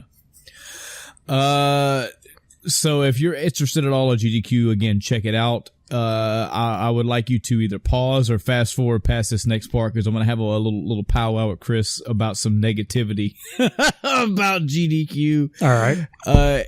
It's slight negativity. This is nothing. I love the fuck out of GDQ. I'm gonna keep watching it every year. I love it. I will say that I have some different videos that I have like skipped over because I don't know the game and I don't care. And I've skipped over a couple where the couch or the commentator, the player was just boring as all fuck. But you know, in their defense, they're not always there to be not everybody can be a fucking show star. You know, some people are just there like, look, I'm running this game in 4 minutes flat. I'm sorry. I'm not a talker. But I've noticed some things that I'm kind of getting tired of seeing. I'm definitely getting tired of seeing this isn't anybody but the audience, but I'm tired of hearing like the screamers. I'm tired of hearing the people that are like that holler out something like they're trying to get attention in the middle of a speed run. I don't know. It's just a personal thing. It bugs me. I'm also getting tired from the runners. I'm getting tired of I've seen it probably about 8 or 9 times this year alone. And there's probably more. I just lost count of, oh man, I died. Man, that sucks. Dang, I should have caught that jump. Oh, by the way, I was just lying. That was really a planned death. Yeah. I'm like, man, okay. Every third runner is doing this now. Like it's not, nobody's falling for it anymore. There were a couple that were kind of persuasive. A couple that kind of was like, I was like, oh man, that's gonna suck. You really got to lose 4 minutes, and no, it wasn't. But yeah, there are just a couple things here and there where it's like, man, come on, you guys, is everybody gonna do this? Is everybody gonna keep doing the same thing? Now it's just a couple of them, but I feel like I could look at the playlist now and see, but I feel like I'm getting toward the end, like the last 5 or 10 videos of the whole SGDQ 2018, and been pretty fun. I will say this, man. How much of SGDQ this year did you watch? Have you watched all of them? I watched what I watched live. I don't go back and watch anything. Okay. Typically, unless there's a run I really wanted to see, which I don't think there were any this year. I didn't see that. I really cared to watch. But I watched quite a bit of it. You know, that's what I pretty much did during the day while I was working and stuff. I just had it on watching it. Did you by chance catch the Super Mario Brothers 3 race? Oh, yeah. Oh, man. I felt so bad for that guy, and he was genuinely up. So for the audience, I I mean, I guess spoiler. It's going to be kind of impactful if you watch it when it happens. So, spoiler warnings for SGDQ 2018 Super Mario Bros. 3 race.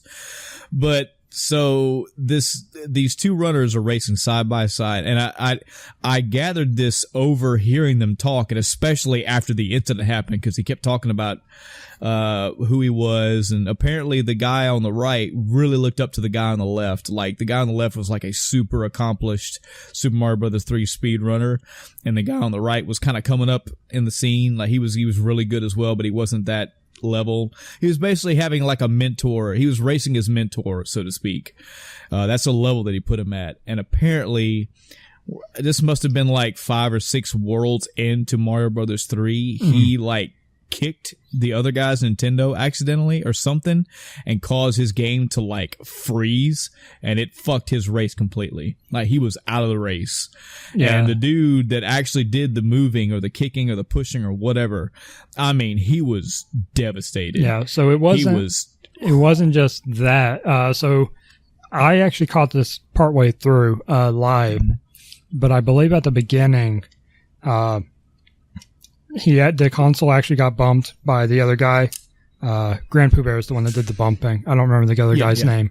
But he nudged the console early on and caused a soft lock.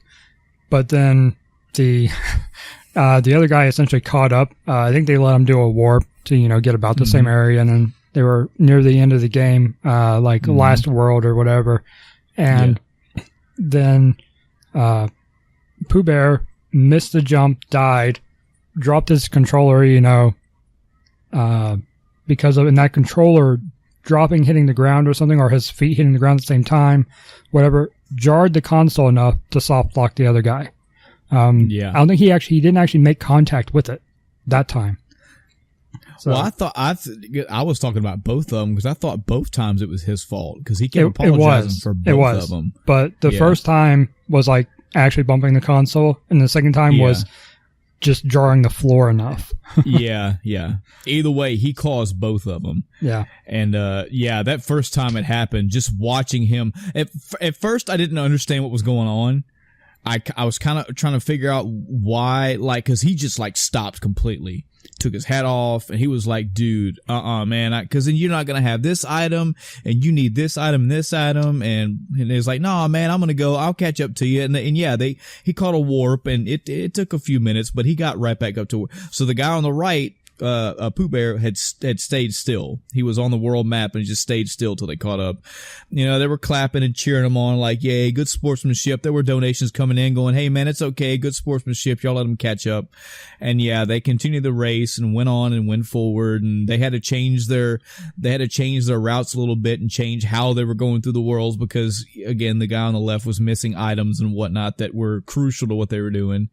And then, they got to the end, and right before, I think Pooh Bear he was either at the end or had already beat it. No, he had died on his way there and was like, oh no, and dropped the controller, and then boom, fuck the other guy's console again. And it was just, man, I felt it. Mm-hmm. Like, I felt him being like, dude, I am so sorry. He was telling the audience too. He was like, y'all don't understand, man. Like, I look up to this guy. It's like an honor to get to race him, and I've fucked his run up, and I feel so bad. And the other guy was like, no, man. Even after the second time, he was like, I'll catch up. He did stand up and like, what the fuck? He did stand up and have that look like, come on. But they were both really cool about it, and they went on. It was a moment that only like genuine fucking nerds can grasp. Like, so many emotions going on in this video game race, but it was crucial. I felt bad for the guy that had to go and catch back up. I felt 3 times as bad for the guy that caused it, because you could tell he was like, I'm so sorry. I'm so sorry. He's like, oh man, it's all good. It's all good. Yeah. But I'm making my way toward the latter, pretty much the ending videos of this. I kind of I seen it when I was making the playlist period, but I see that Final Fantasy VI is one of the longer ones that's played through. Mm-hmm. And, yeah. All in all, I'm still entertained this year. There's probably about 10 or 15 total videos that I just flat out didn't watch because I just didn't care about the game being played. But I got my services in. I got my Mega Mans in. There was some Sonics in. There was some good stuff in. Yeah, I mentioned this before, but this year there wasn't a whole lot I really cared to watch. I had it on as background noise, but yeah, if I saw something else I want to watch, if there's a Achievement Hunter video out, I'd go watch it and then come back to it, or someone else is streaming and I wanted to watch them instead, I'd go do that. It just a lot of the same games, and some of them are cool to watch, multiple times, but for the most part, once you've seen it a few times, it's not as interesting. Especially the shorter ones. So. Yeah, this is really the gist of the negativity that I was bringing up at all. Is that I don't dislike GDQ at all. I really don't have much bad to say about it. If anything bad is more like nitpicky. This is still an event for me yearly now, every time it comes around. But yeah, that therein lies the negative part about it, is that it's cool to see, an example, Super Metroid ran at a crazy time. But once you see that again and again and again, there's got to be some variance in it. Usually the variances for me are different percentages. Like any percent usually means they go through the game in stupid, incredibly fast. No, they don't stop for anything. They're from point A to point B as quickly as they can. But 100% means they'll go through the game and get everything. I prefer 100% a little more because there's just more stuff to see, more stuff to do. Adds more runtime for me. Mm-hmm. There are also different ways that you can play. There's glitched or glitchless. I prefer glitchless. I made a case for this online. I was having a debate with somebody earlier this year about what I prefer, what I think makes a good speed run period. And I'd say it almost comes down to a case by case basis. But when I watch GDQ and I see somebody play Super Metroid 100% glitchless, I like that. I like seeing somebody go all the way through the game without, standing by a door and crouching 50 times and putting a missile down and I'm in front of Kraid, I skipped 30% of the game because fuck you, It's cool. It's awesome that people found that, and it's a cool little gimmick, but to me that just takes away so much of the game. Like, I want to see you go through these areas. I want to see you expertly dodge enemy fire and, precisely shoot enemies down and get the exact weapon as quickly as you can before you need it. The biggest extreme for these examples, I'd say on the glitch side is, I want to say it's a game over or credits glitch. Super Mario World, there was a video sometime last year or maybe a year before. I saw this shit on Facebook before anywhere else. Something about a guy beats Super Mario World in like 7 minutes or some shit. And I was like, what the hell? How can, I'm not buying that. Even an 80% run. I mean, there's a lot of levels to go through to streamline. And then when I watched the video, he, big air quotes, beat the game in 7 something or 9, whatever the fuck it was, some crazy time. The way he did it was, it's so hard to fucking explain this verbally, but he positions Mario and Yoshi and different items and different enemies at different ways in the early levels of the game. He'll like crouch at one spot, and when he goes to crouch, he'll pick up an item, kick an item, step on an enemy, and then spin off. And he does these weird, precise, pixel perfect maneuvers that, and I quote, let him rewrite the code of the game in the game. So there's these crazy, weird series of actual Mario movements that he does that somehow fucks with the internal code of the game and lets him do all kind of weird shit. Yep. And he, in game, writes code for him to skip all the way to the credits of the game. Now, for me, seeing that and the concept of it, that's cool. The concept and the gimmick of it, okay, that's sure. That's some crazy shit. I don't know how people found that, but that's awesome to think about. But that doesn't make a speed run to me. Like, I didn't even get to see the game. for me, the more that I get to see of a game speed run, that's what makes it better. Yeah. You tie that in with a race, even better. Because now I see somebody going without using glitches, without using gimmicks, without using hacks or whatever, and they are using their human reflexes to go through these games incredibly fast. There are some glitches out, like I said, it's a case by case basis. I feel the less glitches that you use, the better. A few of them here and there, yeah, sure. But skipping entire large percentage chunks of a game, that's not really fun for me. For me, that's shit that I don't get to see. Undertale this year was a prime example of that. It was awesome that this guy got to go through Undertale and skip all these enemies basically, and skip these big bosses and skip these big scenes. But man, like, it's part of the draw of Undertale are the unique battles, and you skipped like half of them, if not more.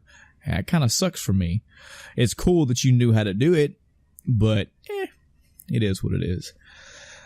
So, yeah, I'm almost done with my GDQ, and then I'll be back to whatever YouTube videos I'm watching. Speaking of videos, / movies, some movies that I caught up on this past week. Watched a movie called Brain on Fire. I didn't realize until pretty much the last 5-10 minutes of this movie, this was based on a true story, which made it very cool. But it also kind of dropped some of the like impact, I guess you'd say. Mainly because there wasn't the movie almost makes you feel like something supernatural is going on, but it's not. It's a true story. It's basically about a girl, a young lady who, she starts having seizures. She starts having random mood swings. She's basically diagnosed as being psychotic, basically. And her parents are like, no, you guys need to give us a better answer. You need to dig into what's going on. And the story progresses that way. Very, very, very intriguing. It's definitely a people storytelling kind of movie. And it was pretty good. I enjoyed it. Again, it's based off a true story, apparently. They give you some facts at the end of it as well to show you how many people have been affected by stuff like this. It was pretty good. Watched another movie called I Killed Giants. This was a very interesting movie.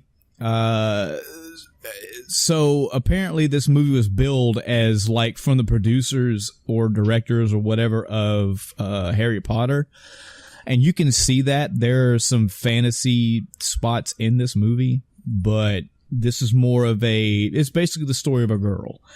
And it totally leads you to believe all the shit that it's selling you. It's basically selling you that this girl knows how she uses like real life, almost alchemy, / magic and trinkets and whatnot to basically track giants, that giants are real, and she tracks and kills giants. Does a beautifully shot movie. Definitely does a good job at making you think that giants are real, and the shit that she's going through is actually happening in this fictional world, of course, not in the real world. Definitely starts to wrap up toward the 3/4 mark of the movie, and I wouldn't say a twist, but everything starts to get explained, and it definitely a tearjerker / heart jerking movie.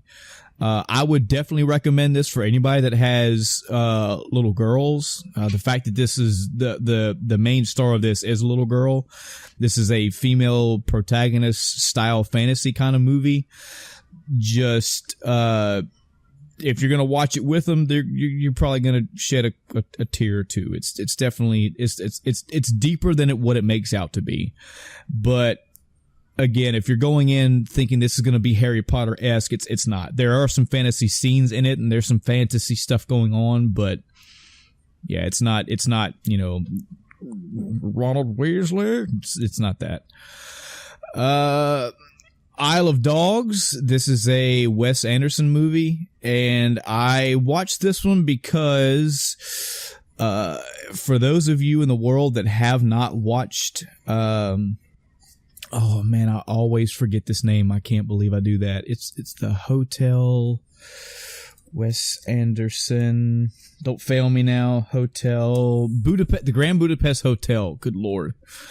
If you have not checked out the movie The Grand Budapest Hotel, do not let the weird random names scare you off. This is a awesome movie. It is a comedy, not really a rom-com. It's just rom-com drama.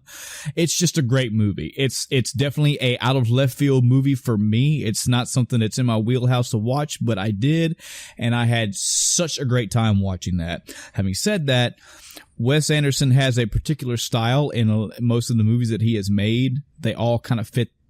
He has his own flavor, I guess you'd say. And Isle of Dogs is the newest movie in that flavor. I think he's had a couple. This is also like a claymation style movie. And there are a couple of other ones that are like this one as well. I've seen a couple other Wes Anderson movies, and I was like, they were okay. Nothing for me is going to top Grand Budapest, which, I mean, that is what it is. But I saw this one, and even when I saw the trailer for Isle of Dogs in the theaters, I was like, meh. It's not anything to do with the claymation at all. Like, I'll see a claymation movie. That's not the downside. It's more like the movie itself was just I don't really get what you're going for, period, but the movie didn't look that appealing. But I kept hearing more people tell me that it was good. Like, yes, it's good. It's a good Wes Anderson movie. Check it out. Blah blah blah. I watched it. It was pretty good. It didn't blow my socks off. And again, it's not gonna reach. I don't think any of his movies are gonna reach that Grand Budapest Hotel level for me.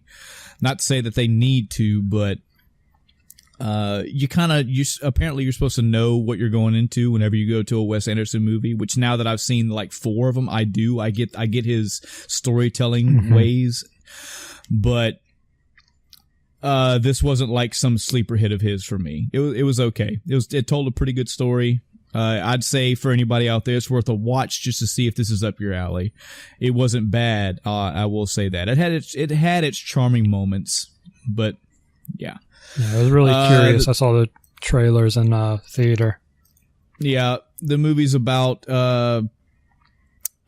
brief synopsis. It's there's some kind of dog flu, snout flu, or something like that. That's making dogs either die or go feral, or the disease is also spreading to humans and killing humans. I forget. The fact that they are around and have this has become a problem. The president / emperor or whatever makes a thing to where all dogs get shipped to this trash island. Basically, they just get moved out of Japan. They get shipped to this other island, secluded all to themselves. And then a boy, his dog, I'm not going to say whose, but his dog, I'm not going to say who the boy is, but the boy's dog gets shipped to the island. He goes after it, goes in search of it, and that's about all I'll say about it. Just for spoiler's sake. Like I said, check it out for you to see if it's up your alley. Again, if you watch this one, and this is your first Wes Anderson movie, there is another one, another claymation, the Fox. I'd have to look up his, I'd have to go look up his movies. But apparently he has many movies. He has a few of these claymation style movies. I wouldn't say the Fantastic Mr. Fox. That's the other one I've heard is pretty good. I wouldn't say let this one decide you on Wes Anderson. Definitely see Grand Budapest. That's a must see. Again, that was for me. That was like, what is this weird titled movie? And then it's up in my top probably 50 movie of all time. It's really good. I don't remember if I mentioned last week or not. I did see The Iron Giant for the first time ever. No, I don't think you did. 36 years old, I've finally seen this movie. This apparently, for I guess people in their mid or like early 30s to late 20s, this is like a very prominent childhood movie for them. I didn't see this in my childhood. I didn't see it in my teenage years. It was literally 36 before I saw this movie. Yes, it is a good movie, but The Iron Giant for me is not this. It wasn't a tent pole like staple childhood movie of mine. Like when I saw, even if I saw Iron Giant for the first time in what was that video game movie just came out, Chris? I don't know what's wrong with my memory today. Ready Player One. Yeah. Even if I was to see that for the first time today, I wouldn't have been like, oh, Iron Giant, yeah. Like a lot of people like went batshit crazy when he got shown in that trailer. But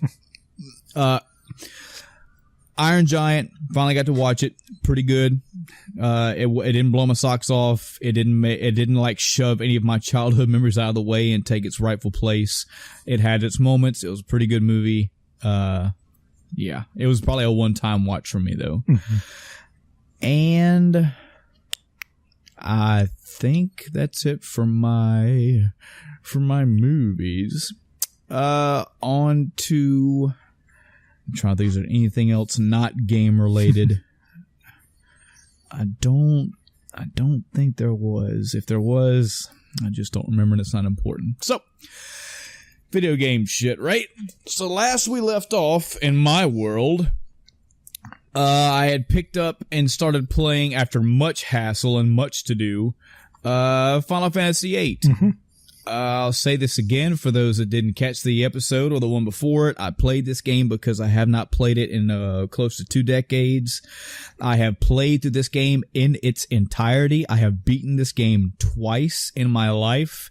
One time was actually close enough to doing 100%. I'm pretty sure I got like all the weapon upgrades. I beat the super secret hidden boss, which again, I want to say is Ozma, but I could be wrong. It might be Ultima Weapon, or Ultima Weapon was 9. I don't remember. Who knows? Either way, I did everything on the second try, but I don't remember much about this game. I remember a few things here and there that are meme worthy. Like I remember the fact that you also play as 3 other separate characters and they're all like time linked. I remember the Ragnarok, the airship that turns into a dragon. I remember this big super like plot dump twist at the end of the game. I just don't remember what it was all about. I don't remember the main story of the game. I just remember a few things. So I went through this game. Well, I picked this game up again in my 36-year age, trying to give it, I guess, a second chance, more like a third chance. I don't know. I wanted to get my thoughts on this. This was like I mentioned earlier this episode, this was a science project kind of deal for me. Much like Chris, I have been also in the mood for an RPG. That itch is still there. You'll understand why in a minute, but I have been in an RPG mood lately, and I just figured I'd play this game and see what it was like. Everybody around me, including prominent friends of mine, Adam is one of them, have told me that Final Fantasy VIII is garbage. I have it in my head that the world's view, or maybe us in the States anyway, the main view that I always get from FF8 is that it was bad. It was one of the garbage Final Fantasies. And I feel like for a long time I've just agreed with that and never really had precise opinions why. So I picked it up and started playing it. Last episode, I mentioned that I was kind of liking it. It had its charm here and there. It had its good points. It wasn't horrible, and I'm trying to keep the game locked in the age that it was out. Mm-hmm. So the graphics being old and dated, that shouldn't mean anything to me. But I've noticed this, Chris. For me, if it's old sprite graphics, I really don't care. Yeah. But I noticed the age of old polygon stuff. Oh yeah. Really bad. This is a side tangent, man, but I think you may have mentioned this as well. I went back to play. So in my Witcher experience, I played the entirety of The Witcher 3. That was the first Witcher game I ever played. And I had heard from other people, and Adam as well, that, if you really want to get, you don't have to play Witcher 1 and Witcher 2 to get Witcher 3. And I can attest to that. I had no fucking knowledge or experience at all of the Witcher franchise. And I played Witcher 3 out the gate and got it all, understood it. I didn't really have much of anything that was like, yeah, I don't really get it. There were some deep references that maybe I didn't catch, but they give you so much other overarching, other side quest / main quest story and exposition where it doesn't matter. You're not going to wonder who this one character is, and not knowing this one character you're not going to get the game. So after playing The Witcher 3, going all the way through it, I had heard from Adam and from others that, yeah, you know, even though you don't understand it, if you really want to get some more, if you just have a Witcher itch or you just want to get some more Witcher story, go back and play the first two. They're there. You can get more.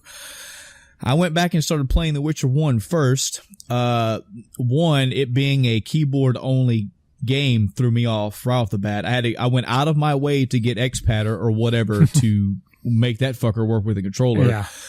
But that game was just so dated for me. The graphics, the controls, the everything. Again, it's so hard to say stuff like this because I feel like an asshole, but this is the only way I can make it make sense. There may be a solid story there. There may be a great game there, but the 3D graphics showed its age for me bad, and I just could not get over that. Yeah. And I've noticed that most of the time I have that issue when it comes to those kind of games. If it's old, like 32-bit sprite graphics, I don't really care. It doesn't bother me at all. But when I see old, just wonky, dated, yeah, it's really hard for me to get into it. Yeah. So the graphics in 8, no problem. The music, up and down, but mostly up, I'll say. There were a lot of good tracks. I still love a lot of the music in 8, as far as I got to. Still love the intro. Still not a fan of the junction or draw system. I made all that clear last time. Chris, I've stopped playing Final Fantasy VIII, man. Yep. I will say that I do not hate this game. I don't think this is gutter trash, garbage, just horrible. I think it's... So one, the main reason why I stopped playing it, and I don't even know if it's a hard quit. This may be, you know, maybe if my own interest perks up in the month or so following, maybe I'll get back into it. It wasn't a throw the controller down, fuck this game, quit. It was more like, I'm just not, I don't care anymore. And that's really sad for a Final Fantasy story to do that to me. I was unfairly comparing it to, let's say, this is, I'm only making this comparison just to make my putting down make sense. In disc 1 of Final Fantasy VII, if most of the little questions that I had started to, while they were false, they started to make sense. They started to get explained. Some of the plot, there weren't really side characters that I did not get. There weren't extra random things that were just showed up and I was supposed to take as it was. And some of the story in the first disc started to get explained. Like, what are these things happening with Cloud? What is Cloud's past? Okay, well, you have the scene in the town where he goes, all right, guys, up in this inn room, let's talk about my past. Stuff like that. I'm going to say halfway, if not more than halfway into disc 2. And I kept getting more questions piled up with having nothing explained. And it wasn't just the fact that I didn't understand what was going on. I wasn't caring. There wasn't much draw and impact that I expect from these kind of games. And this is all subjective, folks. This is all personal. I get that. But I just stopped caring about what the fuck was going on in that game. The first time that it really impacted me was when I went back to Balam Garden for the first time. I'm saying the first time because I don't know how many times you go back there. And I had to go down into the basement and find the controls for this thing. And then I had to go down to the basement and fight this thing called Norg. And I was like, what the fuck is this? What is this? Why am I fighting this person? This thing? Why is it talking the way it's talking? What is going on? I don't know. I need explanations.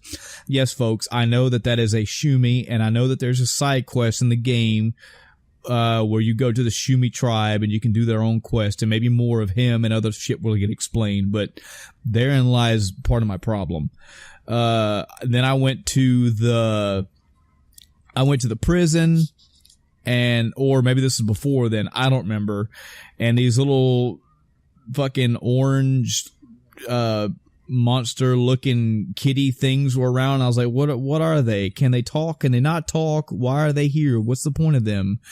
These are just a couple examples where I just kept having more and more things where it was just stuff put on me without explanation. And it's like, oh, we'll go do this stuff and it gets explained. I didn't want to go do that. And the story just didn't grab me. Nothing about the story had grabbed me. There were points that were interesting and points where I was like, oh, that was cool. And maybe the first time I played through it, I feel bad right this instant. Spoilers for Final Fantasy VIII, I guess, just in case anybody out there actually wants to play this on their own. But during the parade scene where Idia comes out on the float and the camera pans around the float and pans up and you see Cypher, seeing Cypher back after it was pretty much made clear that he was dead. The first time I played that game, having no knowledge, I imagine that would have been cool. That would have been like what happened? I thought he was dead, but I already knew that he wasn't dead, and I knew that scene was going to happen, so that was blown out. Struggling with that junction system already, so that kind of makes battles, like the aftermath of battles is lost for me. Just, I don't know, man. I was starting to go back to that game because I was making myself do it. Instead of, man, I wonder what the next plot thing's going to be. Man, I wonder what next question's going to get answered. Man, I wonder what's going to happen next. It was more like, yeah, I started playing this game. Might as well finish it. Well, yeah, fuck that. That's not why I play video games. Yeah. There are other things too. There are things that, like Adam has brought up, that totally make sense. The looks of these characters, everybody's got to have belts and long shorts and fucking tattoo faces and all. I don't know. That's a minor nitpick. Almost every character or side character having some type of gimmick, like Kyros always says, I think he says that, or no, that's Cypher's two little goons. The girl always talks in caps and says like one or two words. I guess she has a speech impediment, but I don't know what it is, or something's wrong with her. And I think the big fat guy always, or the big muscle guy always says, and like, Kyros does have some kind of thing where he says like a phrase all the time, but I don't know. Either way, just these little quirky things about the characters. They didn't build, there wasn't anything enduring about them because I just took them as they were without explanations. Not to say everybody needs an explanation, but I feel like I'm trying my best to explain this game and I don't like having to do that. Like, the game just stopped drawing interest from me. That's the long and short of it. And I've said on several episodes, there have been many times where either Chris or the audience has been like, man, I wonder what his opinions are of this game now. And it's like, yeah, I stopped playing it because I'm just not interested. That's what happened here. Like that's really all it is to it. I may go back and play some more. I may go back into it. I feel like I remember enough about what was going on to kind of keep a good thread, but the more and more unexplained shit, I don't know. It's Final Fantasy VI. It is most definitely not. Final Fantasy VII. No, it is not. Is it a horrible dumpster garbage trash? No, it's just not. It's the fact that this is from such a touted lineage of games, and it was so mediocre for me. That's what makes it. That's what hurts the most about it. Yeah. It'd be nice to get back through it, at least to get that airship, because that airship was so cool, but everything around the airship sucks, man. So that led me down a hole of, all right, well, what the fuck do I do with my time now? Because I was working on an RPG and I'm in an RPG mood and I don't know what I want to play. So I've kind of been bouncing back and forth between a couple Steam games. I'm still working on Mutant Muds here and there. That's going to be like a go-to, play a level and put down. So one of the games I'm working on is called Oniken. I'm hoping I'm saying that right. You can look it up on Steam. These are Steam games. Oniken. This is a Strider-style platforming slash-em-up game. Definitely set in a Contra mentality, but more like a Rambo kind of mentality, where it's a guy with a mullet and he slashes a sword out and he's really buff and macho, and there's a whatever plot line, but it's so like intense of a plot line. They're playing it really serious, and the game is actually pretty serious. There aren't too many it's just got a lot of 80s style cutscenes to it, and none of that really was a draw for me. The Strider platforming was, and so far the game's got me that way. I think there are 8 total levels in this game, and I'm playing through the 4th one now. It does have its difficulty spikes. It's fairly easy to get through the first 2 or 3 levels. You may have a couple spots you're hung up on, but fortunately it does have checkpoints in it throughout the levels, which is nice. Of course, it has lives as well. Infinite continues. The continues aren't a problem, but if you do run out of lives, you'll have to go all the way back to the beginning of the level. It's just not as hardcore and punishing as, say, Contra, where if you get hit one time in Contra, you're dead, and then after 2, you got to go back. This, you have hearts for health. I think you have 3 total. If you die, you go back to a checkpoint. If you die enough, you go back to the beginning of the level. And it's pretty good. It's entertaining. I'm enjoying it, having a good time going through it. And it is also a pick up. Most of these games are pretty much pick up and play for a little bit. Mm-hmm. Another game I'm working on is called Pharaoh Rebirth. The draw for this was that it was a platformer slash shooter slash sorta Metroidvania, sorta. You play as a bunny archaeologist, which, yeah, the bunny thing was also a draw. My wife thought that was cute. I will say, I'm gonna make this clear. When I play a game and they throw like random things in, I usually take that as trying to get attention or trying to be like so wacky and zany and out there that I blow it off. This had a really funny kind of random thing in it that I thought was very cute. I like the way that they've done it. So there's these 2 main archaeologists in this action platforming slash sort of Metroidvania game. The one is a bunny archaeologist, and the other is a turtle archaeologist. And they're both racing to get to the treasures as fast as they can. So it's the tortoise and the hare racing each other. I see what they did there. Yeah, they're not literally racing, but they are racing. And he acts like the tortoise is on a fucking motorcycle. So that's how he can, it's funny. I like the cuteness of it. Not too try hard. But yeah, I'm playing through that as well. I'm getting some fun entertainment out of it. The Metroidvania stuff is up my alley. It's not strictly Metroidvania because there are set levels in the game, and when you clear a level, it opens up another level. Clear that one, opens up another one, and almost every level you get some kind of terrain accessibility power up, like a double jump or a slide or a glide or something like that, which will make you want to go back to previous levels. But so far, I don't believe I've had to.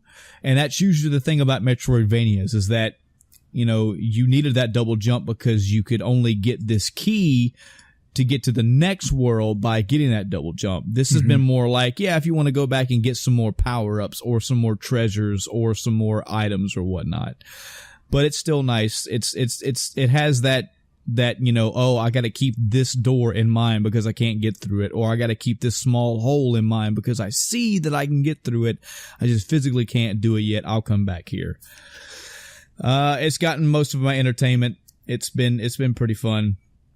And both of those 2 have been my kind of bounce back and forths here recently. I haven't really worked strictly on anything else. I'm kind of sort of back in my mental turmoil of I don't know what I want to play. I don't have a solid, like, I'm going to put 40 hours into this game just yet. I was actually going to put on this episode just because I don't think I've ever heard anybody else do it. Either that, they probably do it behind the scenes or whatnot. But I was actually going to ask Chris and Adam both to just, in their own time, recommend me some games that they think that I need to play for whatever genre or whatever. Not because I don't have any games to play. Again, I still have like 70 something brand new Steam games that, Jesus, I'm scrolling through this list now and going, yeah, I remember most of these. I need to get back to most of these. I will get back to most of these. Mm-hmm. But, yeah, I'm in the same kind of mental boat you are, Chris. I'm in the mood for an RPG. I just haven't settled on one yet. I've been kind of working my way around, looking at all my old PlayStation games and looking at all RPGs that I've, either have and never got around to, or, ones that have completely flown under my radar and I want to try out. I was on the verge of actually thinking about going back through Persona 5 again, which I do know I want to do someday, but I'm still not ready to do that just yet. I was actually thinking like 3 days ago, man, I want to play Persona 5, but I've already 100% it, so yeah, it's not really a point. But I want to play that game. I was like, I want to have that, experience again, yes. But I'm not going to have it again because I 100% it. It doesn't take much, man. If I see like, I can see a YouTube video and there could be somebody mentioning Persona 5 and I see like some gameplay for like 5 seconds and I'm like, or I can hear that music in somebody else's video or whatever and I'm like, wake up, get up, get out there. I want to. Also, all our talk about PlayStation games recently, I've really been thinking about going back and playing some. I actually loaded up Live Split to start trying to get back into speedrunning Final Fantasy VII. Yeah, yeah. I just had that itch, but I want to... And it kind of... Octopath Traveler didn't help, because it's got that old school, graphic style, kind of. Mm-hmm. So, we'll see. Yeah, and I've been looking at the PlayStation library as well, just because there's a good amount of RPGs in the PlayStation library. Mm-hmm. And I know there are some that I never played. An example, how many... Have you ever played Wild Arms, Chris? I actually own 1 and 4. And I haven't beat either. Okay. Because that is another game in my life that I went through. I went all the way through, and I do mean all the way. I beat that game. I don't think I did 100% though. But I have... That's another like 60, 70, 80 hour RPG, and I have almost no memory of that. I don't know what the fuck is wrong with my mind or what's wrong with games, perhaps, but I remember Wild Arms 1 having a thing where you have 3 separate characters, and I think the beginning of the game, you can play as all 3 separately, and they have their own little intro story games that I think they're like an hour or so a piece, and then they merge together and go through the big story of the game. But I don't remember anything about that main game. I don't remember anything. I went all the way through that game and I beat the game. I remember the twist toward the end of that game being very like weird and out there. Maybe that's what did it. I think it was like this alien invasion and then like mutant aliens, and I don't remember. That's sad. Port an echo. I guess, sure. But yeah. I was thinking about going that. Now, I did remember that there was a sequel for Wild Arms, because I remember the cover. I didn't know that there were 4. In my research, I found out that there were 4. There was 1, 2, 3, 4. So I was on the fence of like, man, you know what? Okay, do I want to go all the way back through Wild Arms 1? Which maybe I would be, because it kind of has that Tales of Destiny puzzle aspect to it. But do I just want to start at Wild Arms 2 and just work my way up the series and see how Wild Arms 2 treats me, see if I like any other ones?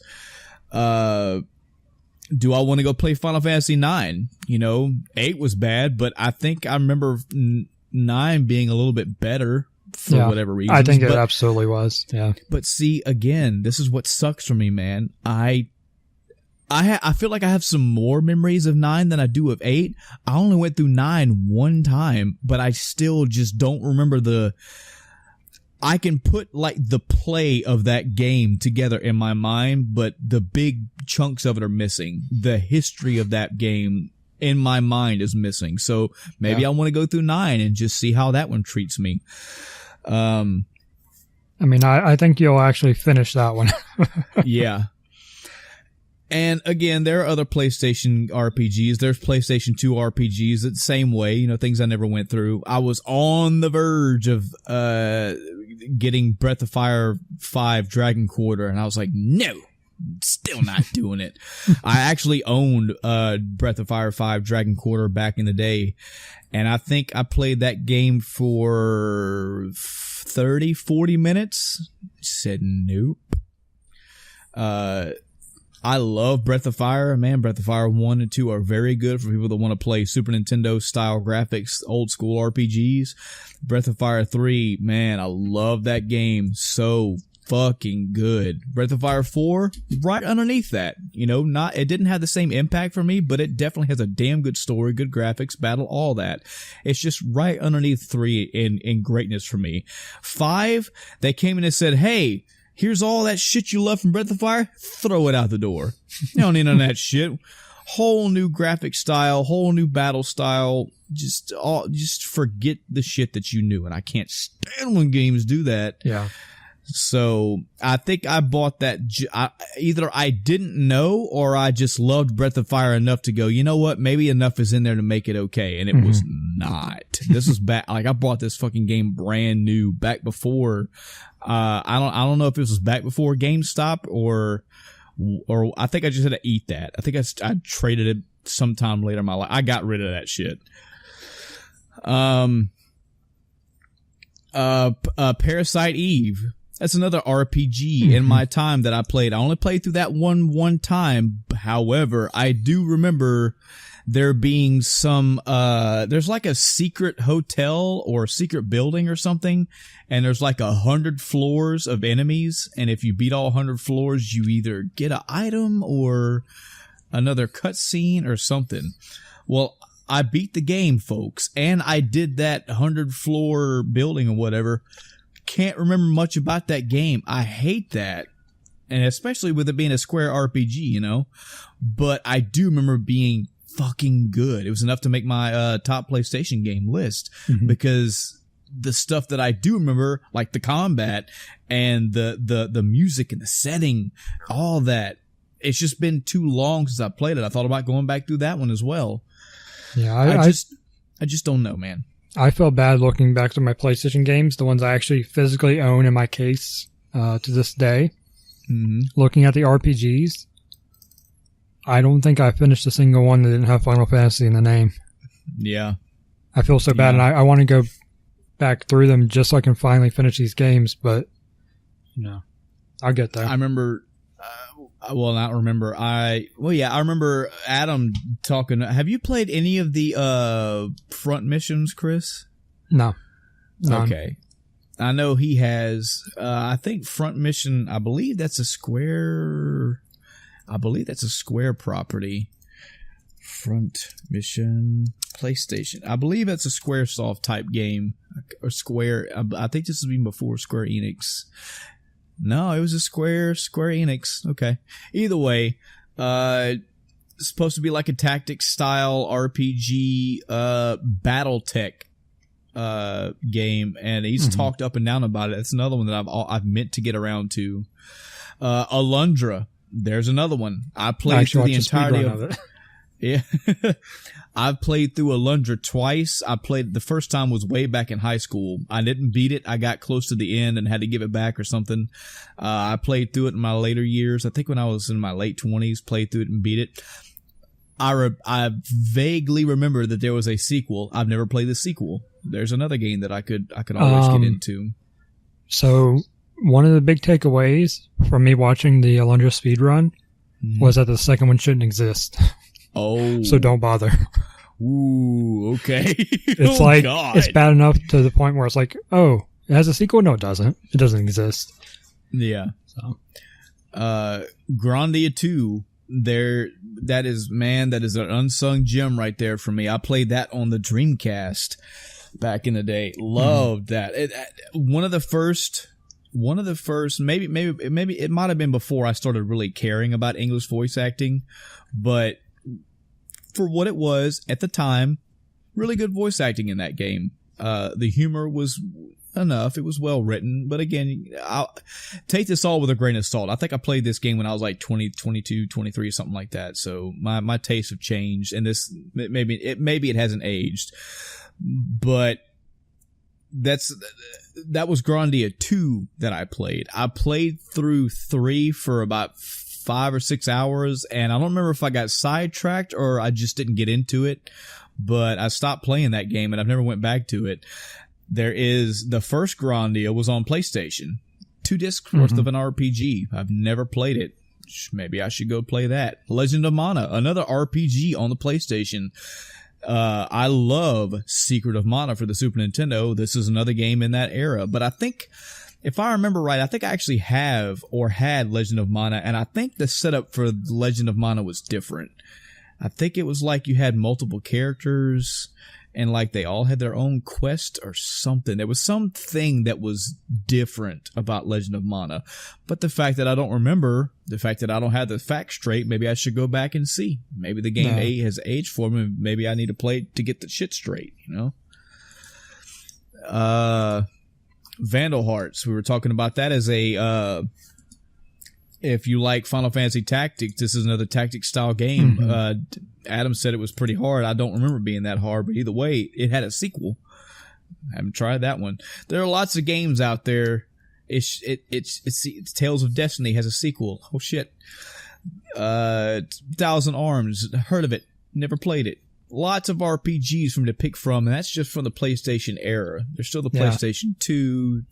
There's still Super Nintendo RPGs, probably. There's a shit ton of PC RPGs. I'm just in that weird funk where I don't know what I want to play. It's hard for me to settle on something. We'll see where I end up. For now, I'm kind of bouncing back and forth between the Steam games. I do play some of my other Steam games here and there, but I put so little time that they're not worth talking about yet. We'll see. I also bought, this was sometime this year.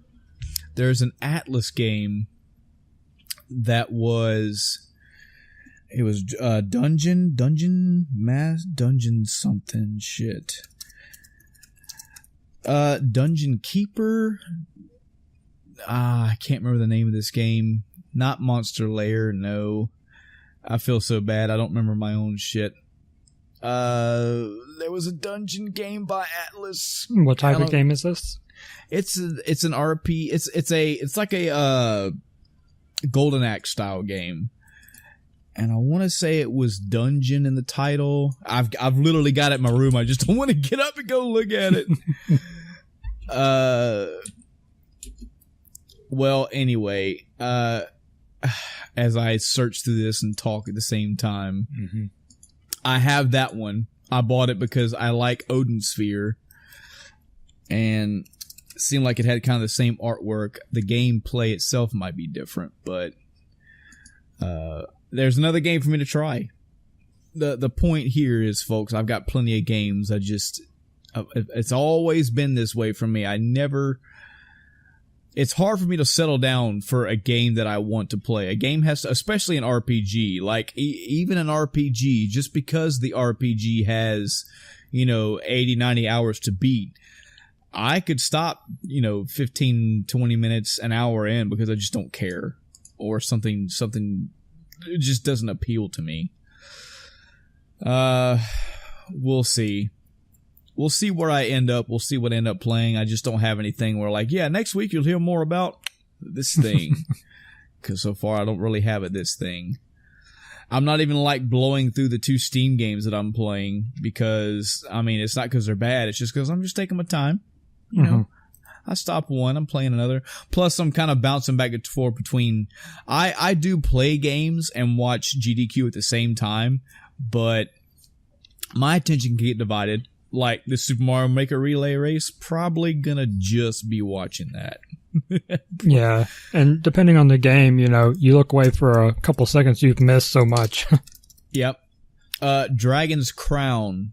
is the name of that game. I've got it for it's like a remaster version for the PlayStation 4. And there's another thing too. There's PlayStation 4 games in there. If we really want to dig down deep, there's probably about 10 to 15 Xbox 360 games in there that I never touched. There are some PlayStation 2 games on my wall that I haven't got around to. There's plenty of games to play. I don't mean to keep harping on this, folks. Just want y'all to understand that the later in years you get, the larger your backlog is. For me, it's always been difficult to just go, oh, okay, I'm done with this game. What's the next game I want to play? Oh, this. If there's one that's burning hot on my plate, I'll go for it. Like when God of War came out, got it. It's gonna go. Yeah. That one was to stop everything else and play, but. Even though there are many, many games that people have recommended to me that I have in my personal backlog, on my shelf that I haven't played, it's for some reason been hard for me to just go, oh yeah, I'll try that one. I don't know why. I don't know, because my taste has become too strained, or I'm nervous about games not being good. It wouldn't matter at this point, but yeah. Yeah, I don't know. We'll see. Yep. But that's pretty much been it for my week. It's probably going to do it for this episode, folks. We don't really have a straight topic plan for this episode, especially with Adam not being here as well. We kind of bantered for a while at the first beginning anyway, so this may be the first of one of a banter type episode, which I don't mind doing those either. There's just fucking talk. I don't know if there's anything life related you guys want to ask us about. Shoot, we talk about that too. That's usually how banner things work. Just chat about whatever. I can't even think of any movies that are coming out in theaters. And if we're talking about movies that I'm really interested in, I'm really waiting to see. Except Infinity War 2. I got a ways to go. I got way ways to go. Yeah. So, I don't know. Unless you got anything else, Chris, I guess we can go nope. on for the night. I'll be getting back to No Man's Sky and Octopath Traveler. Yeah. I will be having one hand on my chin and the other one strumming my head with my fingers, debating on which PlayStation RPG. I know I did mention to Adam that I was playing Final Fantasy VIII, and he also mentioned Xenogears, and I was like, man, I just don't know, man. I know it's a good game, man, and I know it's your favorite. I know you love that game, but I just that in the back of my head, I know somewhere later in that game, it's just going to get way too fucking crazy and convoluted, and I'm going to be back to not understanding it, and it's going to ruin the game for me. Mm-hmm. So to the audience, sure. If you have any RPG recommendations or any video game recommendations, if you have any, hey, y'all both stop, play this game right now, because I never heard you talk about it and you've got to play it. I'm always, whether I'm in a funk or not, I'm always looking to hear recommendations. There have been several games in my life that I've played because people have just hounded me about it. Believe it or not, I was not into Battlefield at all. Not a single bit. And I'm not into the traditional Battlefield, like the World War II setting shit doesn't appeal to me at all. But I didn't care anything for Battlefield. So Battlefield Bad Company and Bad Company 2 went completely over my head until somebody beat Battlefield Bad Company 2 over my head repeatedly, daily. And I said, fine, I'll go play it, and fell in love with it. So depending on how well a game is sold to me, depending on if the game interests me, yeah, I'll try it out. So what RPGs would you recommend? What games would you recommend, period? We'd love to hear anything you recommend, especially if you have a passionate story about it or a passionate selling on it. Anything from San Diego Comic-Con this year that interests you? Any GDQ stuff? Any highlights you can think of? Anything at all you want to talk about, period. We love to hear what you want to talk about. And there's many ways you can get a hold of us. There is a Facebook page. You can just search Facebook for End of Time Cast. You can give a like, subscribe to the page. It'll be how you can find updates. Usually we update the episode to SoundCloud, but you get notifications there whenever we upload them. Maybe how you found this episode right here because of just that. We have an email. You can email us at endoftimecast@gmail.com. That's endoftimecast@gmail.com. No funny numbers in there. Just spell it as you heard it. We also have a Twitter page. Still have not been twitted. Not yet. And it's so sad, man, because I keep getting notifications on my phone when like Gmail pops up. And then it's like if somebody else retweets something that End of Time Cast is likes, like we get a notification about it. I'm like, no, come on, somebody talk. So yeah, those are some avenues you can get a hold of us, and we love to hear from you, anybody and everybody, anything you want to talk about. Period. We just love to hear from our audience. Period. And that's going to do it for this week. Until next time, I'm Michael, and I'm Chris. Good night, everybody.